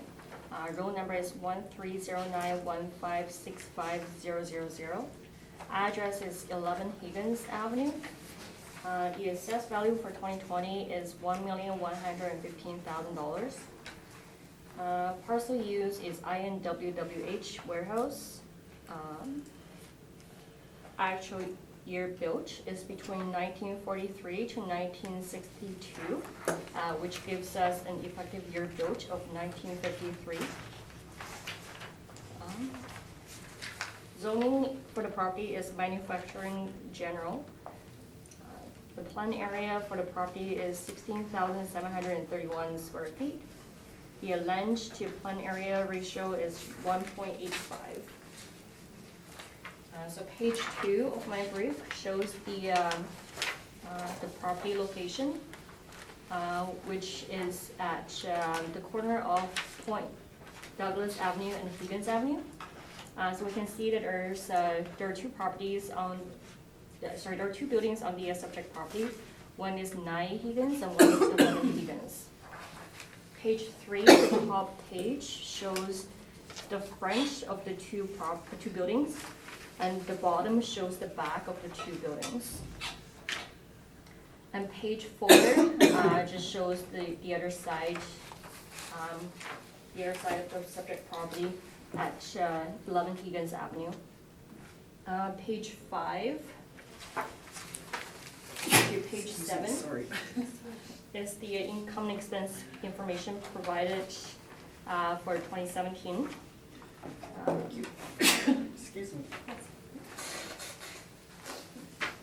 And page 8 of my brief shows the comparables for the subject property rent.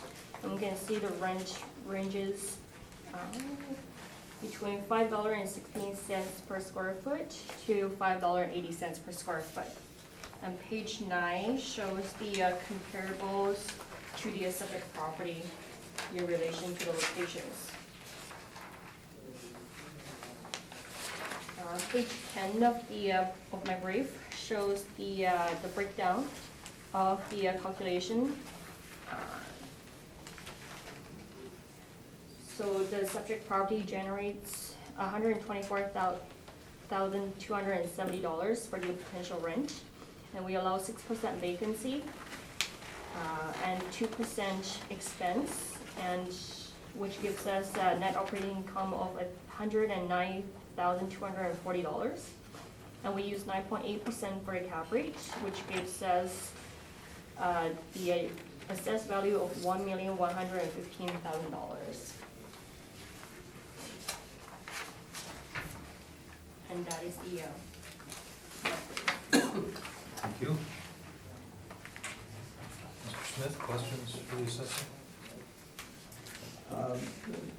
Just briefly, again, this is a model-driven value, I'm assuming? Yes, No changes that's to the correct. model. So the rental rate, et cetera, would be impacted by that effective year built? I'm sorry? The effective year built, that would go into the calculation of, the model's calculation of the net rental rate? Yes. Just briefly looking at page 8 and the rent comparables that are used, just glancing at these, King Edward Ellis, those would be in the St. James industrial area north of Polo Park, is that? Yes, because Correct. we're not able to find any comparables for the similar size properties within the area. So we have to go beyond the area to find comparables. And the other ones would be in the Inkster industrial area, correct? The Yes. Churches, Hutchins, Yes. okay. And would those areas typically, do they tend to drive higher rental rates in those areas? Is it more established, more desirable industrial areas? Yes. Thank you. Those are all my questions. Thank you. Mr. Buss? Were the two buildings constructed at different times? Is that the one building in 1943 and one in 1963? Is that? Yes, so 9 Higgins was built in 1943, so which is the building on the left. The one that says unique, sorry, So on the map, Sorry, on on the- page 2, yeah, so on the right is 9 Higgins. So that one was built in 1943, and that one has a ceiling height of 11 feet.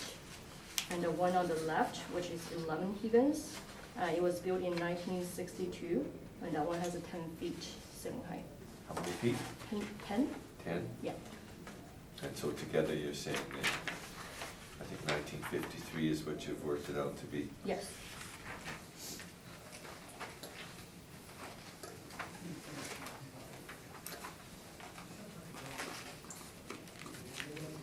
That's all my questions, Mr. Chairman. Thank you. Ms. Stevens? Are you aware of, did you inspect this one? No, no. Are you aware of what's actually happening here? Like, the building on the left looks like office space to some degree? From the evidence I was reviewing from the previous appeals, it looks like the front part is like an office section, and then the back is the storage area.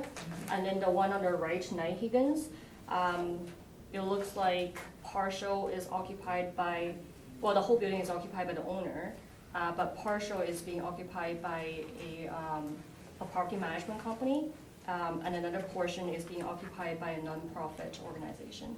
Okay. And I think this was already mentioned, but your comps seem to be, not in the same area, correct? That is At all? correct, yes. All right, that's all I have, thank you. Thank you. So this is, your evaluation is model driven? Yes. The 6% vacancy versus, we saw 12% vacancy for one just further down Higgins? Is there a break off in the area?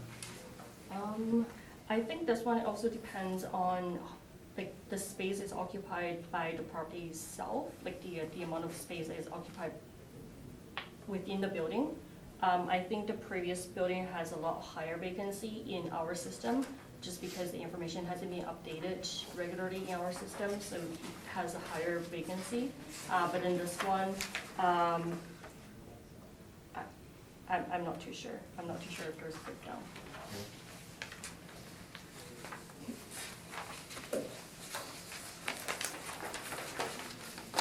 The 1953 Effective. effective age, Yes. is there a breaking point as to where the cap rate would change? My understanding is 1955. So if it's 1955, it would be a lower cap rate. No, so I think from 1955 to older, so like 1940s to 1955 or 1930s, like anything prior to 1955, I think is one cap rate, and anything after that to a certain point, and then that's another value, and it also depends on the area as well. Okay, thank you. Mr. Smith? All right, I'll just direct you to page number 8 very briefly. This is the site description, see the aerial there. This is more of a interest sake. The buildings were built at 2 different times.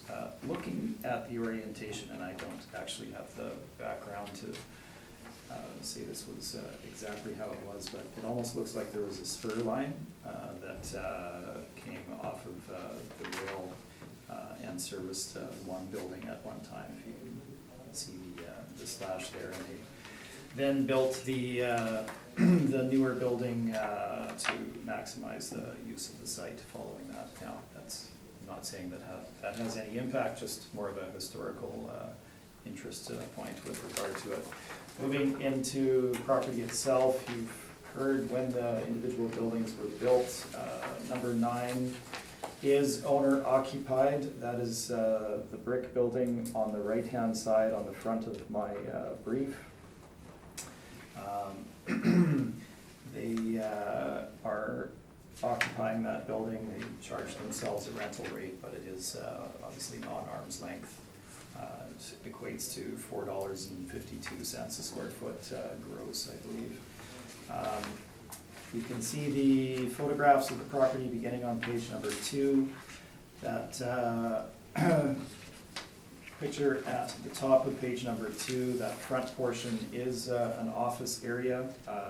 It's shown on page number 3. It is currently vacant. It had a very short-term lease during the election timeframe where it was occupied by one of the parties involved with the election. Page number 2 at the bottom shows you the rear of unit number 11, or building number 11.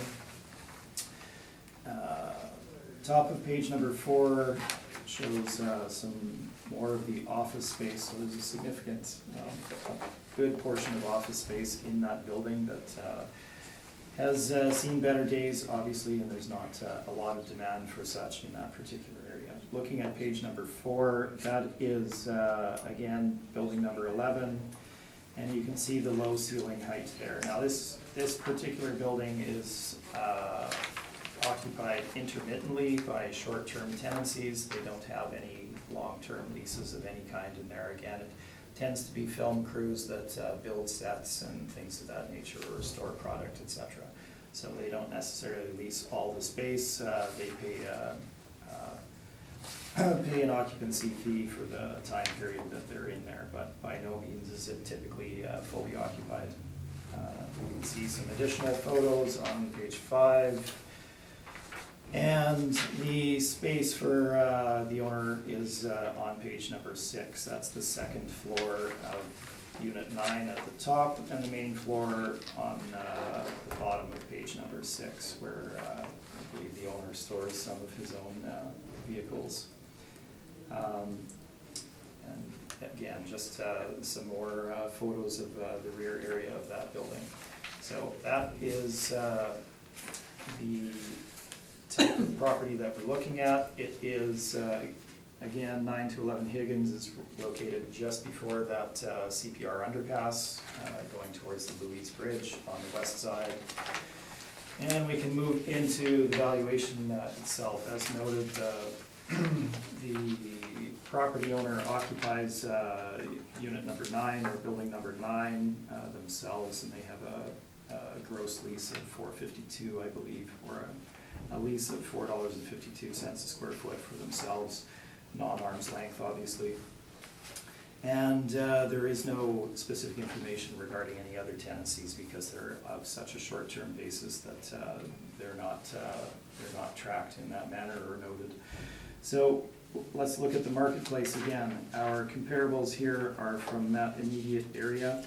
We have largely the same comparables. In this case, we now have a couple from 68 Higgins that are in that $3 to $3.50 a square foot range. And the asking rents as shown at the bottom of the page from properties in either the immediate area or similar locations. 9 to 11 Higgins is the subject property, and they were asking $3.50 a square foot, but obviously they're not really achieving that in the marketplace. Now, the owner has built out their particular space relatively nicely. They are, I think, doing an exterior improvement to the portion that was wood framed, if you look at the front. So they've done some improvements to that property. The other property is as is, where is. We have older property, lower ceilings in an area of lower demand. So we believe that a net rental rate overall of $4 a square foot would be fair and equitable for the property.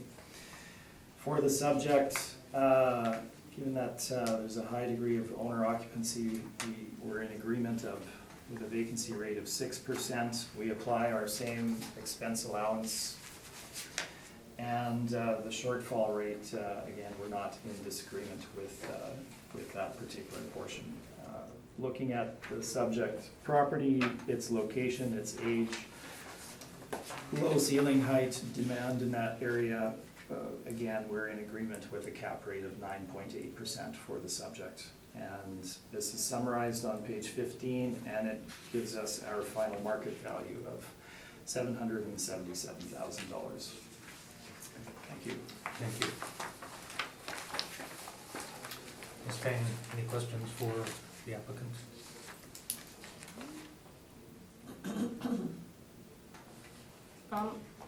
On your page 12 of the comparables, I just noticed it. Comparable 6 and comparable 10, it says 9, 11 Higgins. For the year built, one says 1953 and the other one says 1971. Do you know why there's a difference in year built regarding to this property?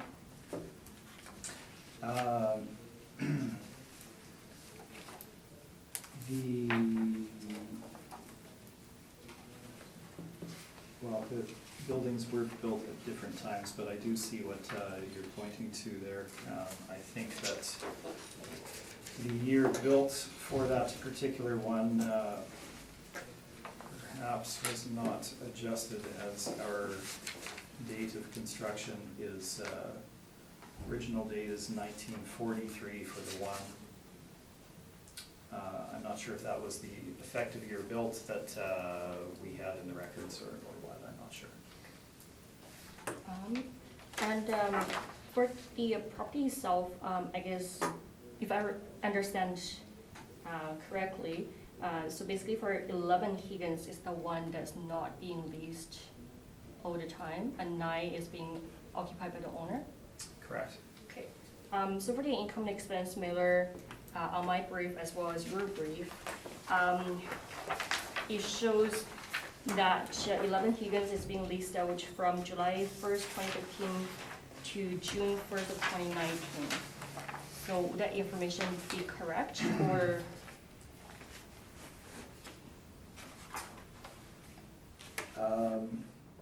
No, if they've got it down as unit number 11, that would be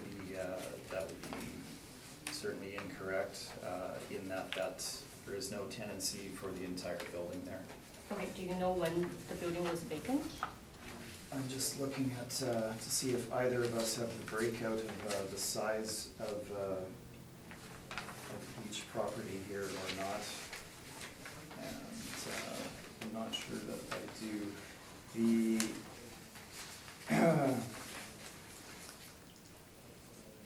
It's unit number 9 that is owner occupied in any case. Do I have detail as to when 11 was vacant? No, but it's, as I said, the short-term tenancies that they get don't lease the entire building, and they come and go on a very rapid basis, so the building is not typically anywhere close to being fully occupied. Okay, so basically, in another word, is the owner is providing incorrect information to the city? I did not state that. Okay. Okay, I don't have any other questions. Thank you, Mr. Buss. On the owner's information on your brief, I think it's the second last page. The annual income received at the bottom, near the bottom there, it says general administrative recoveries, $10,281.96. Is that, how does that work with the 5%? Is that what the 5% is supposed to be for administrative recoveries? Line 119 on page, Which I don't think- second last page, sir. Oh, yes, yeah, I see where you are, yeah. Is that Well, what we're always talking about with the 5%? general admin recoveries, no. The recoveries that they would be charging back might be, they may charge their short-term tenancies a certain amount for electricity or something of that nature, that they would be recovering money from them, so it would be normal operating costs. It wouldn't be the non-recoverable issue. Okay. Do they have any vandalism? We heard earlier this morning about some vandalism. Does these buildings suffer like that? When I was there to inspect, there wasn't any spray paint on it, but I know that they have had these things happen in time. They have had people climb on the roof and various things, but no more than any other in the area. Okay, thank you. That's all my questions. Mr. Chairman.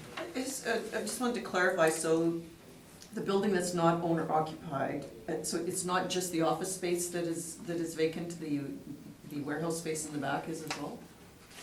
Right, they lease it to the tenants that they're able to draw, which tend to be film industry or things of that nature, where they don't obviously demise the space when they're only going to be there for 3 months or something. They just give them a block of space that they occupy and charge them Okay, so a rental so amount. that area is also transient tenants as well? That's correct. Okay, all right, that's all I have, thanks. Any questions? Thank you. Desire for summation? Thank you. Could we take a minute? Yes, we'll take meeting 5. Okay, I'll call the hearing back to order. Next property we'll deal with is 83 Higgins. I understand there may be a preliminary issue with this one. Yes, we're seeking for non-cooperation. Okay, would you give us the basis for that? We never received the income expense waiver information for 2017. And we do have the approved, shows that the mail was being delivered and there was a signature. The information is being shown on page 6 to 7 on my brief.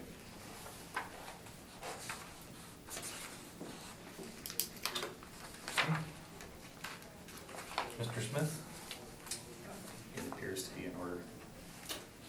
So no objection to the, I have no further information.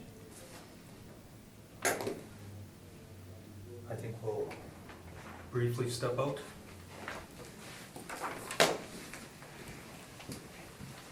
Oh, I'm sorry, I should have asked if you had any questions for the No. assessor.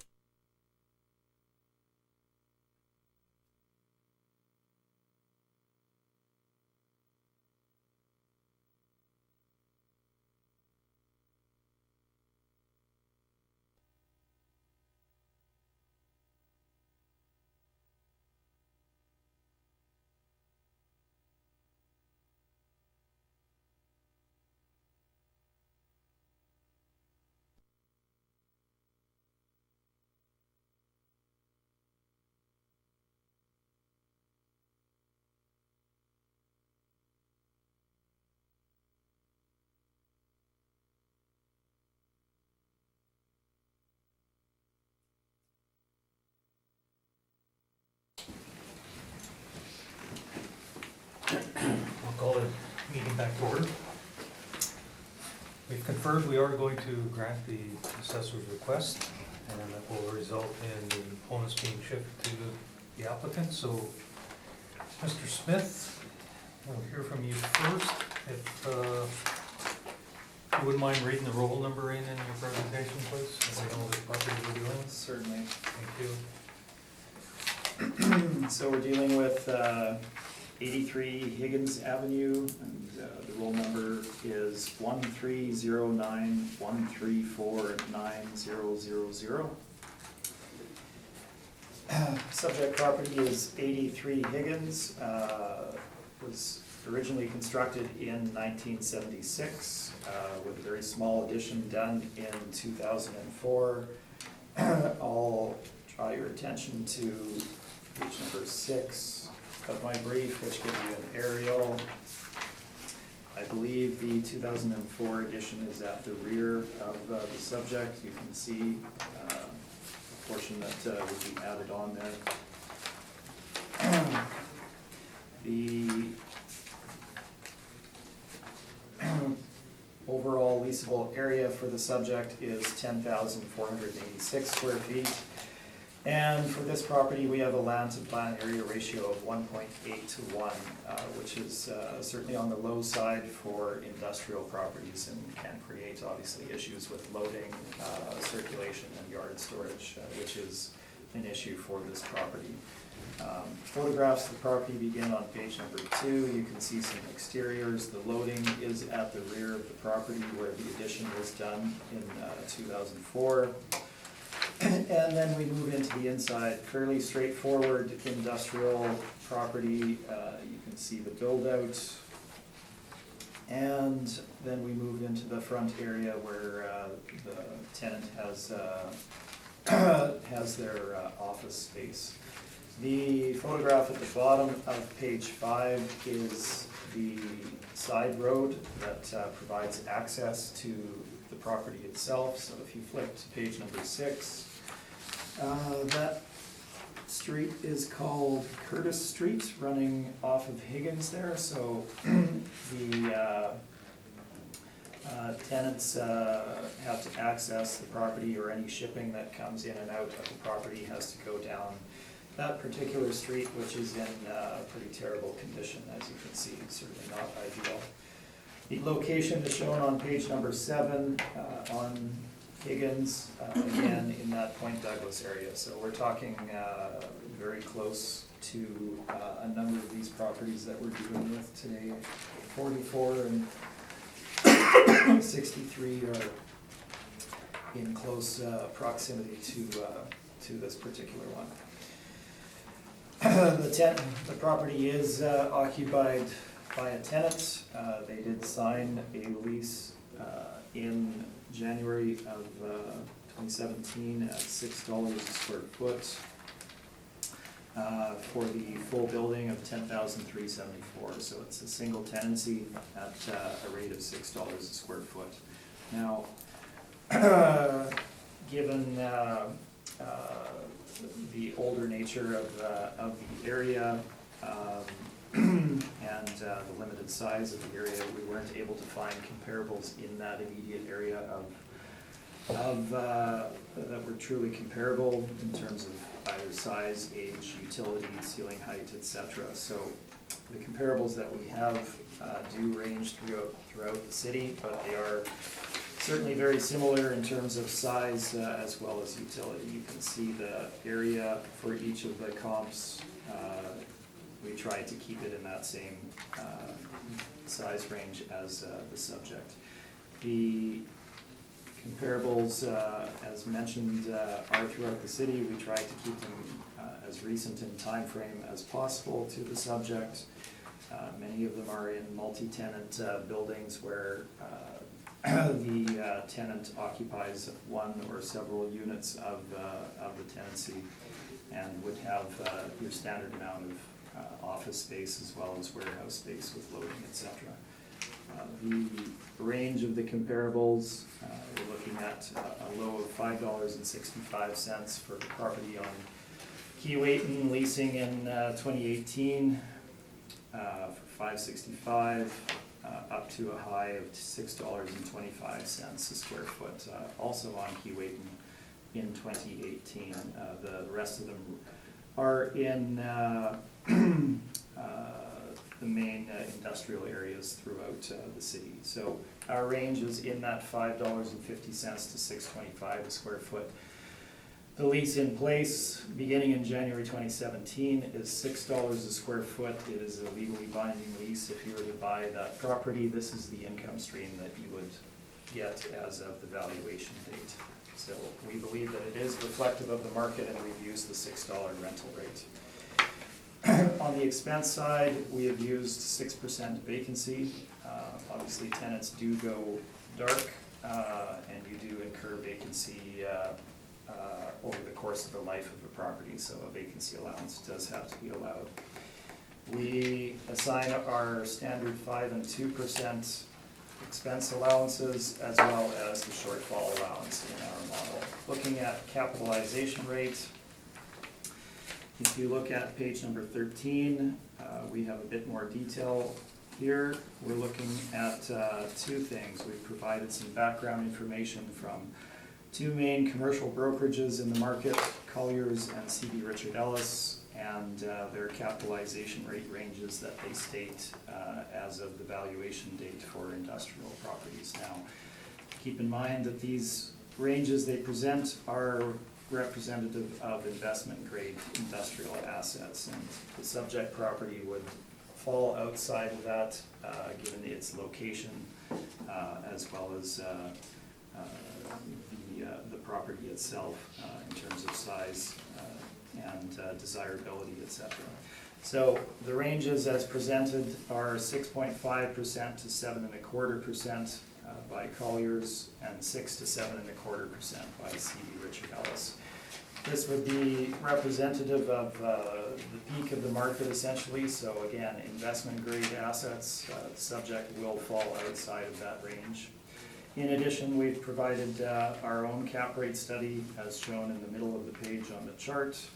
We have a number of transactions that were true investment sales and the cap rates that resulted from those transactions. Now, they're not all the same size as the subject or the same location, but this is an indication of what investors are paying in the marketplace for investment grade properties. So we have a number ranging from 7 to 7.4 and another property at 8.3% located on Waverly.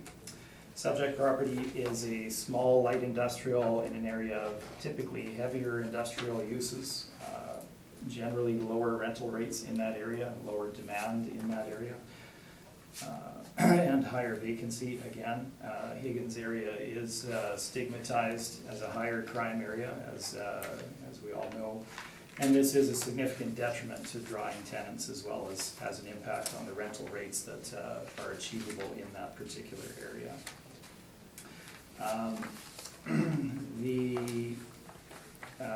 Taking all of this into account, we've assigned a cap rate of 8%, applying a premium to the upper end of the range that we have, as well as the commercial brokerage stats that are presented there as well.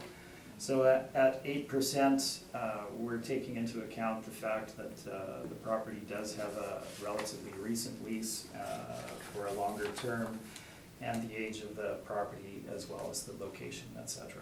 This gives us our final market value of $651,000. And I'm open for questions. Thank you. Ms. Tang, questions for the applicant? Okay, so on page 1 of your brief,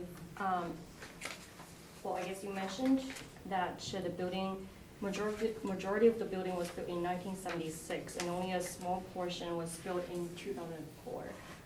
So is there any reason why the age on page 1 of your brief says it's 1953?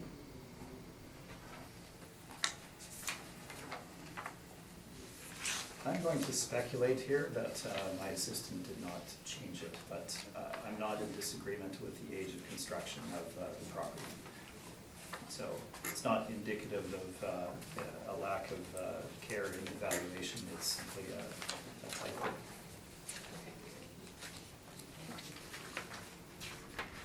So you would agree that so would you agree that the effective year built for 83 Higgins would be a lot newer compared to 1953?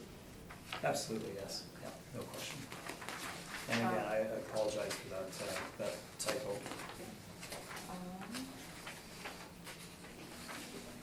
So for the capitalization rate that you are showing, do you happen to know the effective year built for these properties?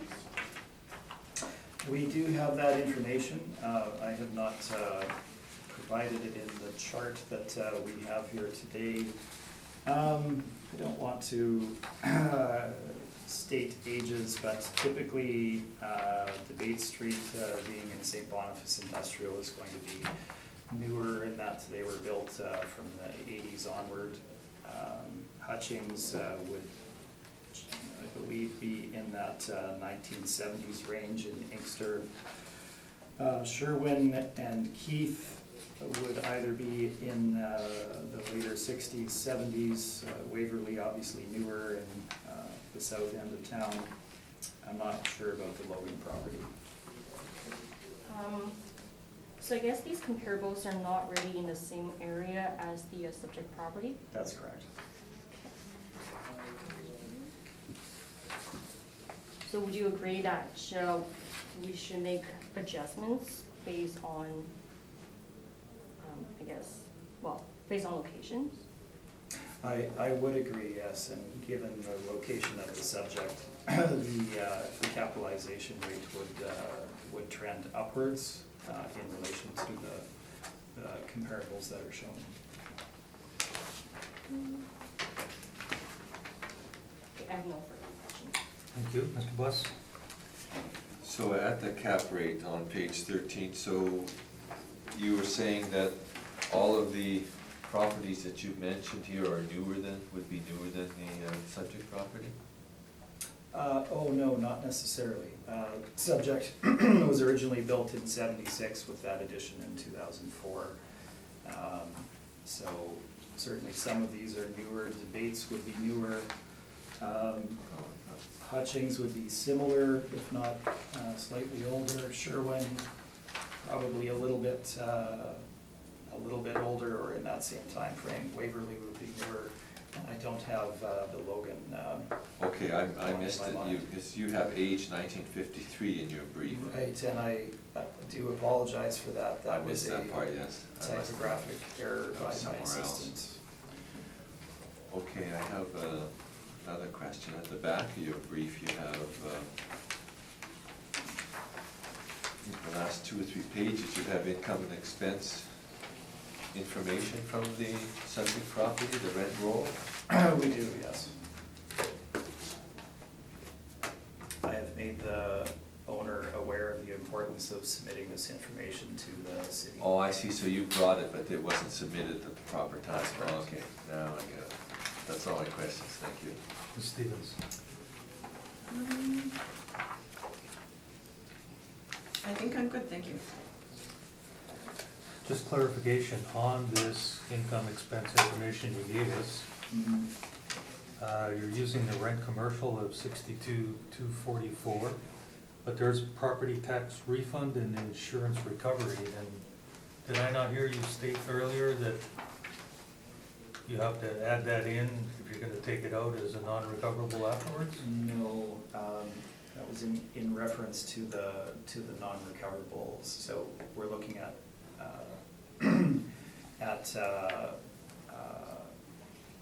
insurance is an item that's typically recovered as are property taxes under net leases, and the remainder of the costs for the property are, like the utilities, et cetera, are paid by the tenant. So these are not non-recoverable items.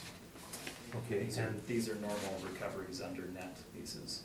and why does the property tax refund total 14,484, but total property taxes are 16,161? Any idea?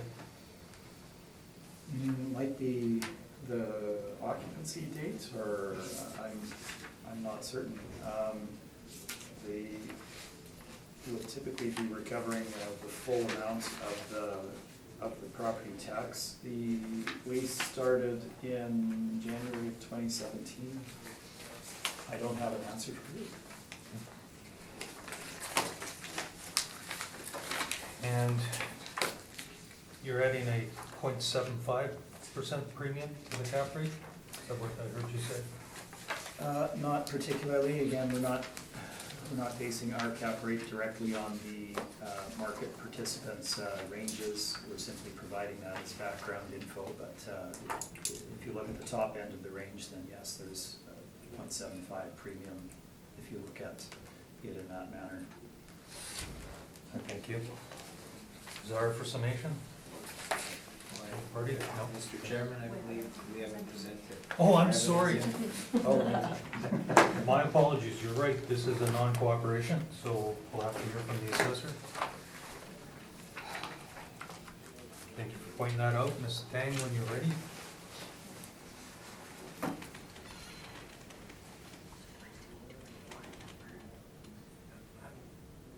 Mr. Chairman, do we need to say the file number and the roll number again? No, that's fine, that's been read in.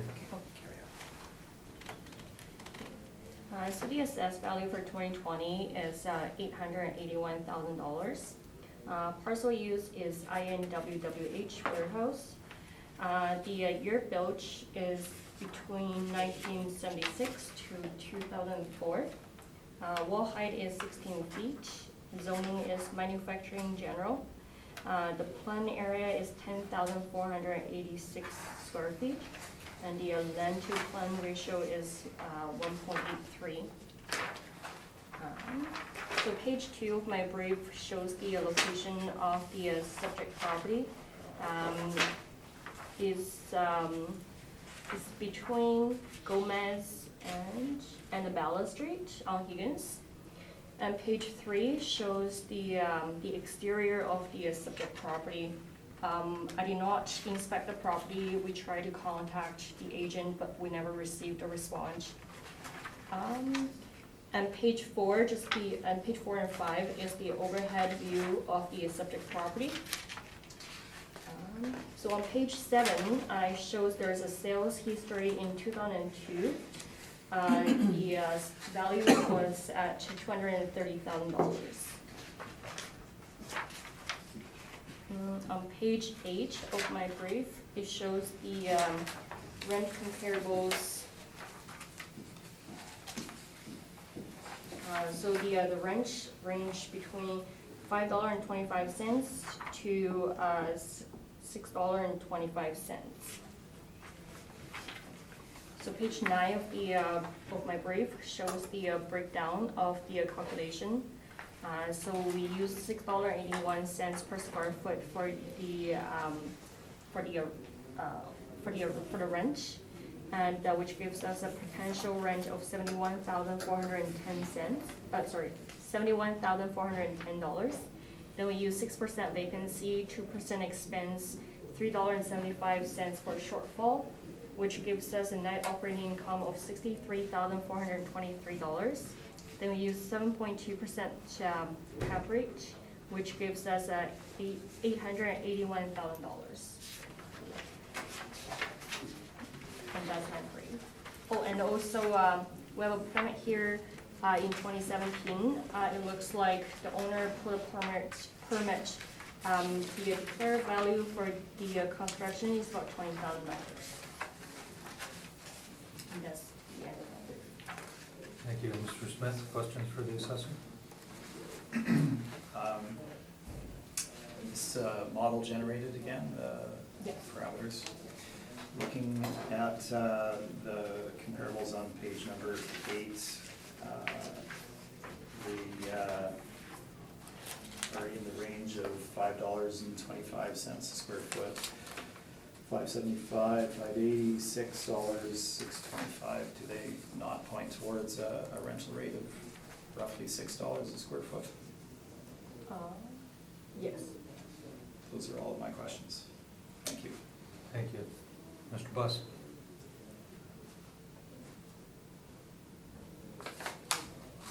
No questions. Thank you. Ms. Stevens? My question was just asked. Mine as well. Thank you. Summation, Mr. Smith? Oh, thank you. Ms. Tang?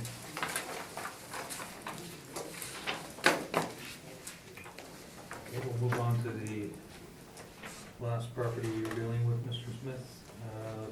44 Higgins, when you're ready, Mrs. Assessor. We'll hear from you, please.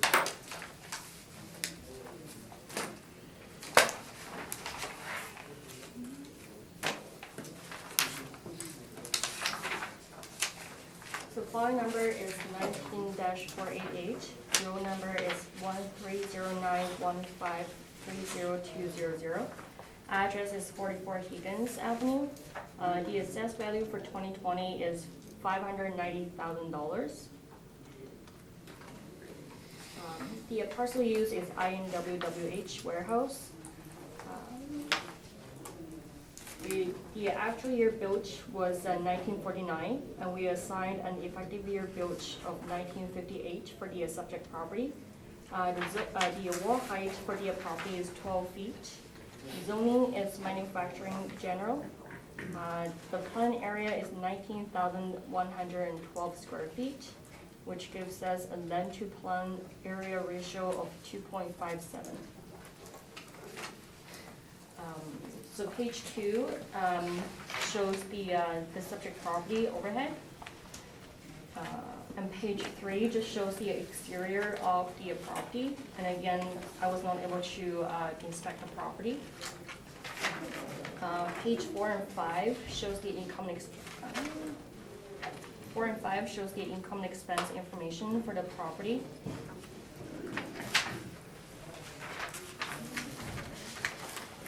And page 6 of my brief shows the comparable for the subject property.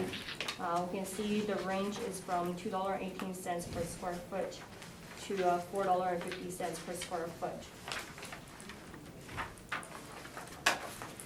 And again, page 7 shows the map of the locations of the comparables in relation to the subject property. And page 8 of my brief shows the calculation of the property assessment, property assessed value. It's worth noticing that premise ID 28437 is owner occupied. So the overall number that was generated by the model is $3.28 per square feet. And we applied that number to 20,594 square feet, which gives us a potential rent of $67,540. Then again, we applied a 12% vacancy for the property, 2% for expense, and $3.75 for shortfall, which gives us $48,986 for the net operating income. Then we use 8.3% cap rate, which gives us $590,000 for the assessed value. And that concludes my presentation. Thank you. Mr. Smith, questions?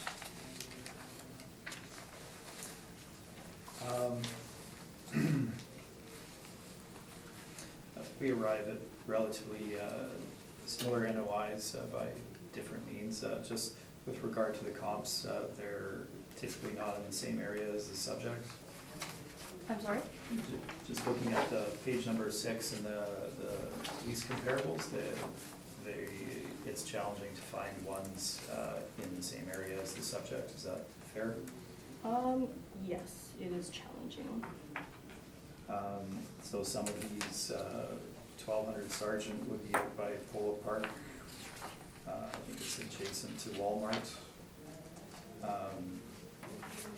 The Scott Street is in Osborne Village. Those might be areas that would drive higher rents, perhaps.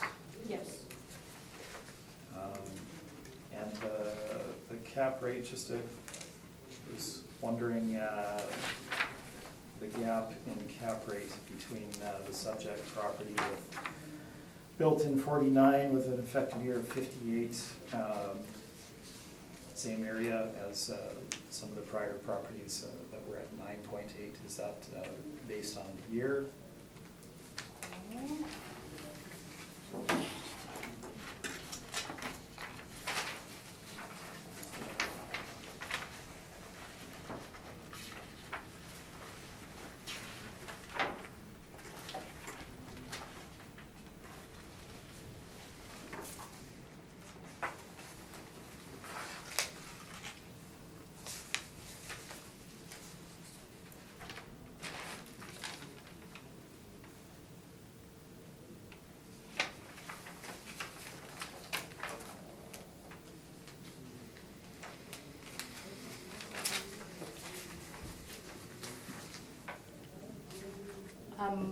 You'll be depending on the year built, the effective year built, as well as, I guess, the square footage. And like I mentioned a little earlier, I think 1955 is the cutoff for the older properties and newer ones. So I would assume that because this one we have an effective year built of 1958, which is after the 1955 cutoff line.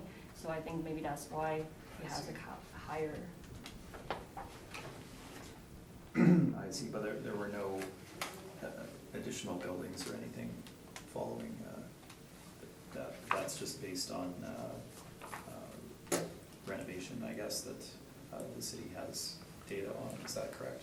An adjustment from 49 upwards? Yes, Okay. that is correct. Those are all of my questions. Thank you. Thank you. Mr. Buss? The effective age, 1958, do you know why the age was changed? My assumption is that based on the comparables that we find, I guess, that kind of support and all the renovations that has been done to the property over the years, we believe 1958 would be appropriate for the subject property instead of 1949. So that's some improvements that have been done to the property over the years? Is that what you're saying? Our assumption, yes. Do you know if that affects the capitalization rate, being changed from 49 to 58? It has any effect on the rate? Yes. I think for the previous ones that we have were, I think one of them was 1953, and that one was a 9.8% cap rate, and this one is a 1958, so we assigned an 8.3% cap rate. That's all my questions, thank you. Thank you. Ms. Stevens? My questions have been answered, except I'm just interested again that this 12% vacancy loss has popped up on this one, when most of the others in the same area are sitting at 6. So we've had 2 at 12 and the rest at 6, so it's, I'm not sure what the model's doing there. Just a comment, that's all I have, thanks. And just clarification, you're making the assumption that there's renovations that have been made over the years that would effectively vary the age 9 years. But do you have records of that, what those renovations were? No, not. Permit costs or anything of that sort? No. Because basically if it comes off at 1955, the other one was 1953, you're looking at a full 1.5 difference between a 53 and a 58. Is that correct, or are there other factors other than the age? Yes, there are other factors, size of the building, and I don't have those tables in front of me, but age, size, and location are all factors. So there might be other factors than the age cutoff alone. Okay, but in this case, age and location are probably very similar, Well, so it's the age- size? Age we see on this one is on the other side of that cutoff line. And I don't know specifically the other factors, but there may be something else. Yeah. Okay, thank you.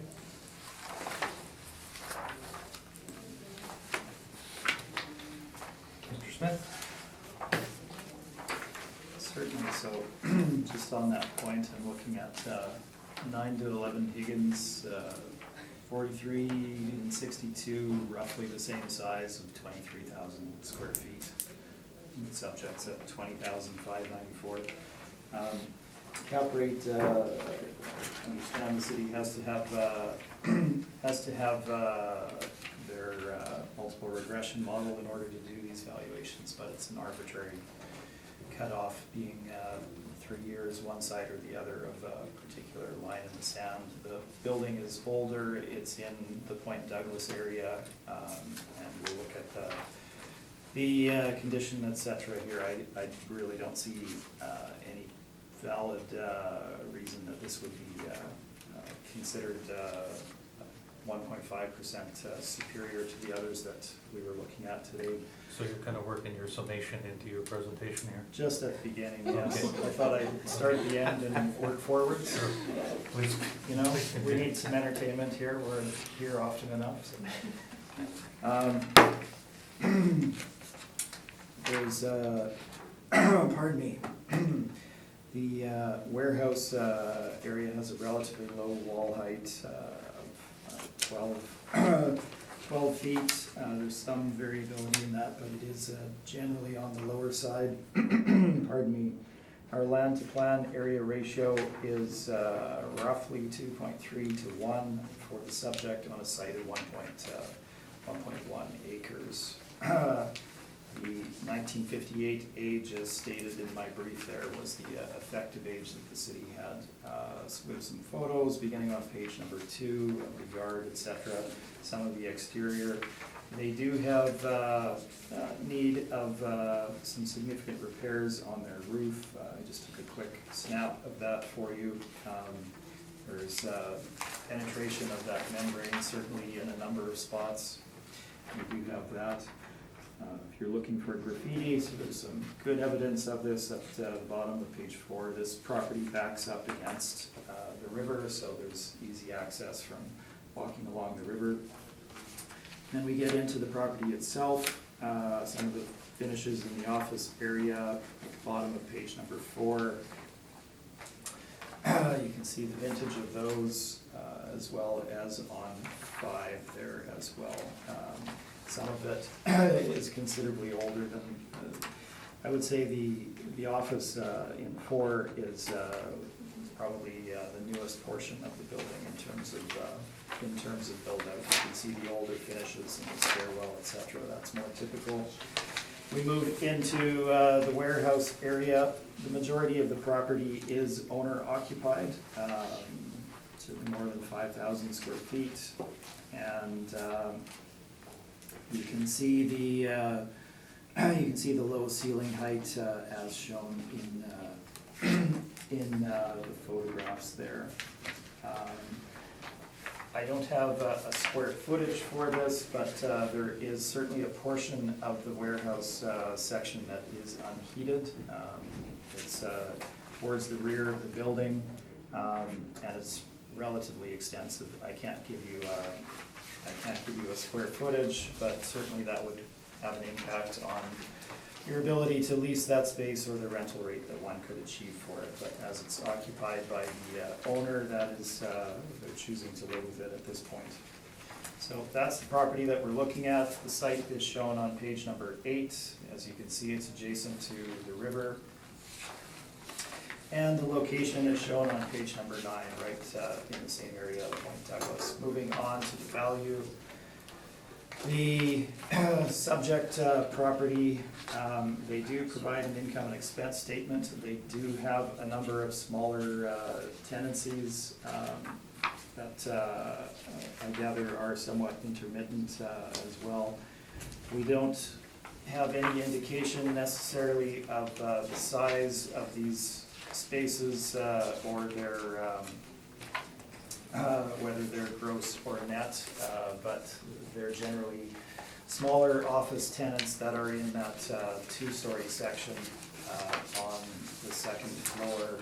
So similar to the first property that we dealt with, they have some smaller tenants on short-term leases. So the rental rate comparables we provide in our chart on page number 12, again, for the same area. We've seen all of these before.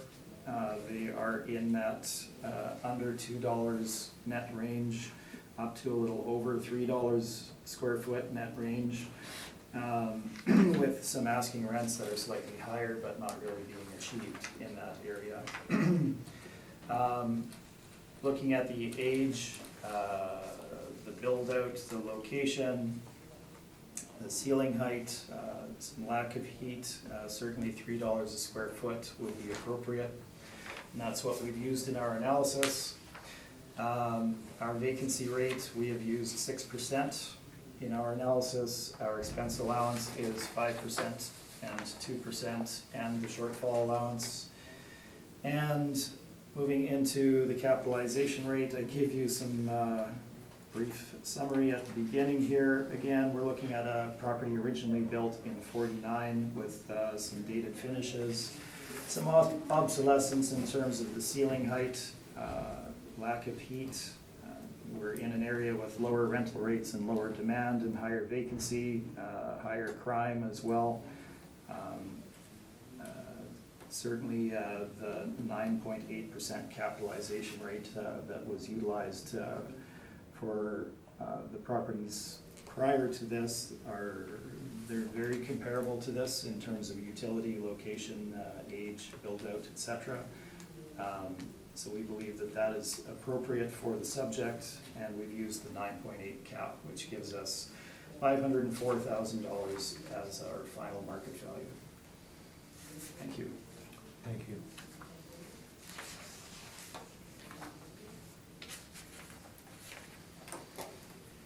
Ms. Tang, questions for the applicant?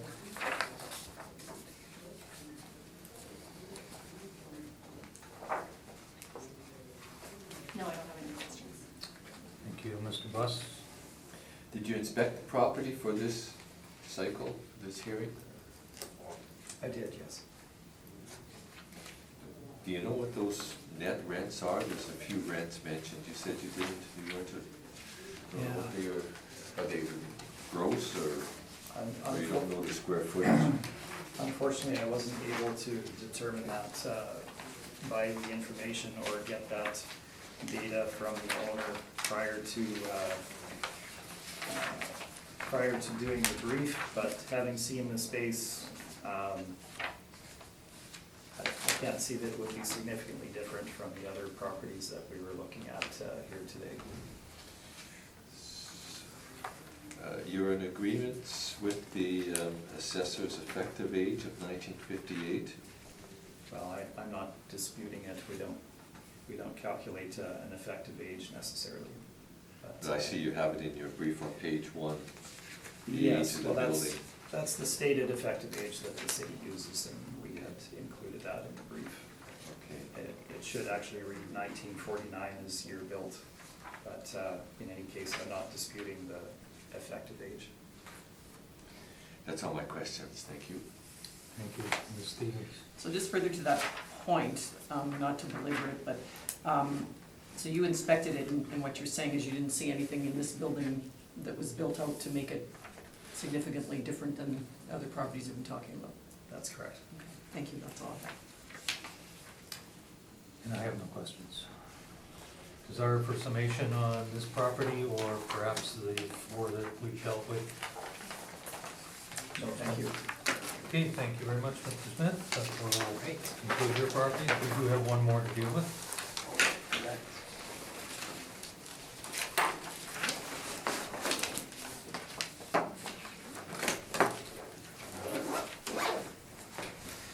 Thank you very much, everyone. Thank you. Thank you.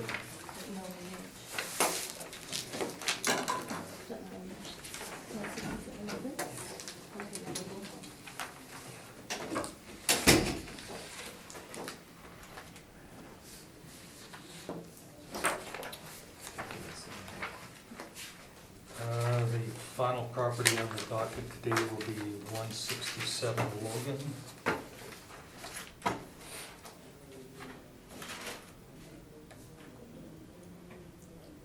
If you would give us your information, please, very briefly, reading the roll number in as well. So the file number is 19-1048. Roll number is 13096148700. Address is 167 Logan Avenue. The assessed value for 2020 is $489,000. Parcel use is INWWH. The actual year built was 1916, and the effective year built we assigned to the property is 1928. Wall height is 12 feet. Zoning is multi-use. Plan area is 6,566 square feet, which gives us a land to plan area ratio of 2.02.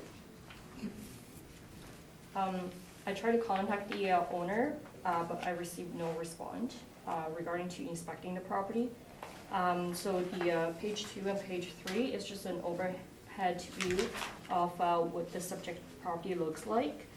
So we can see the property is at a corner of Logan and Martha Street.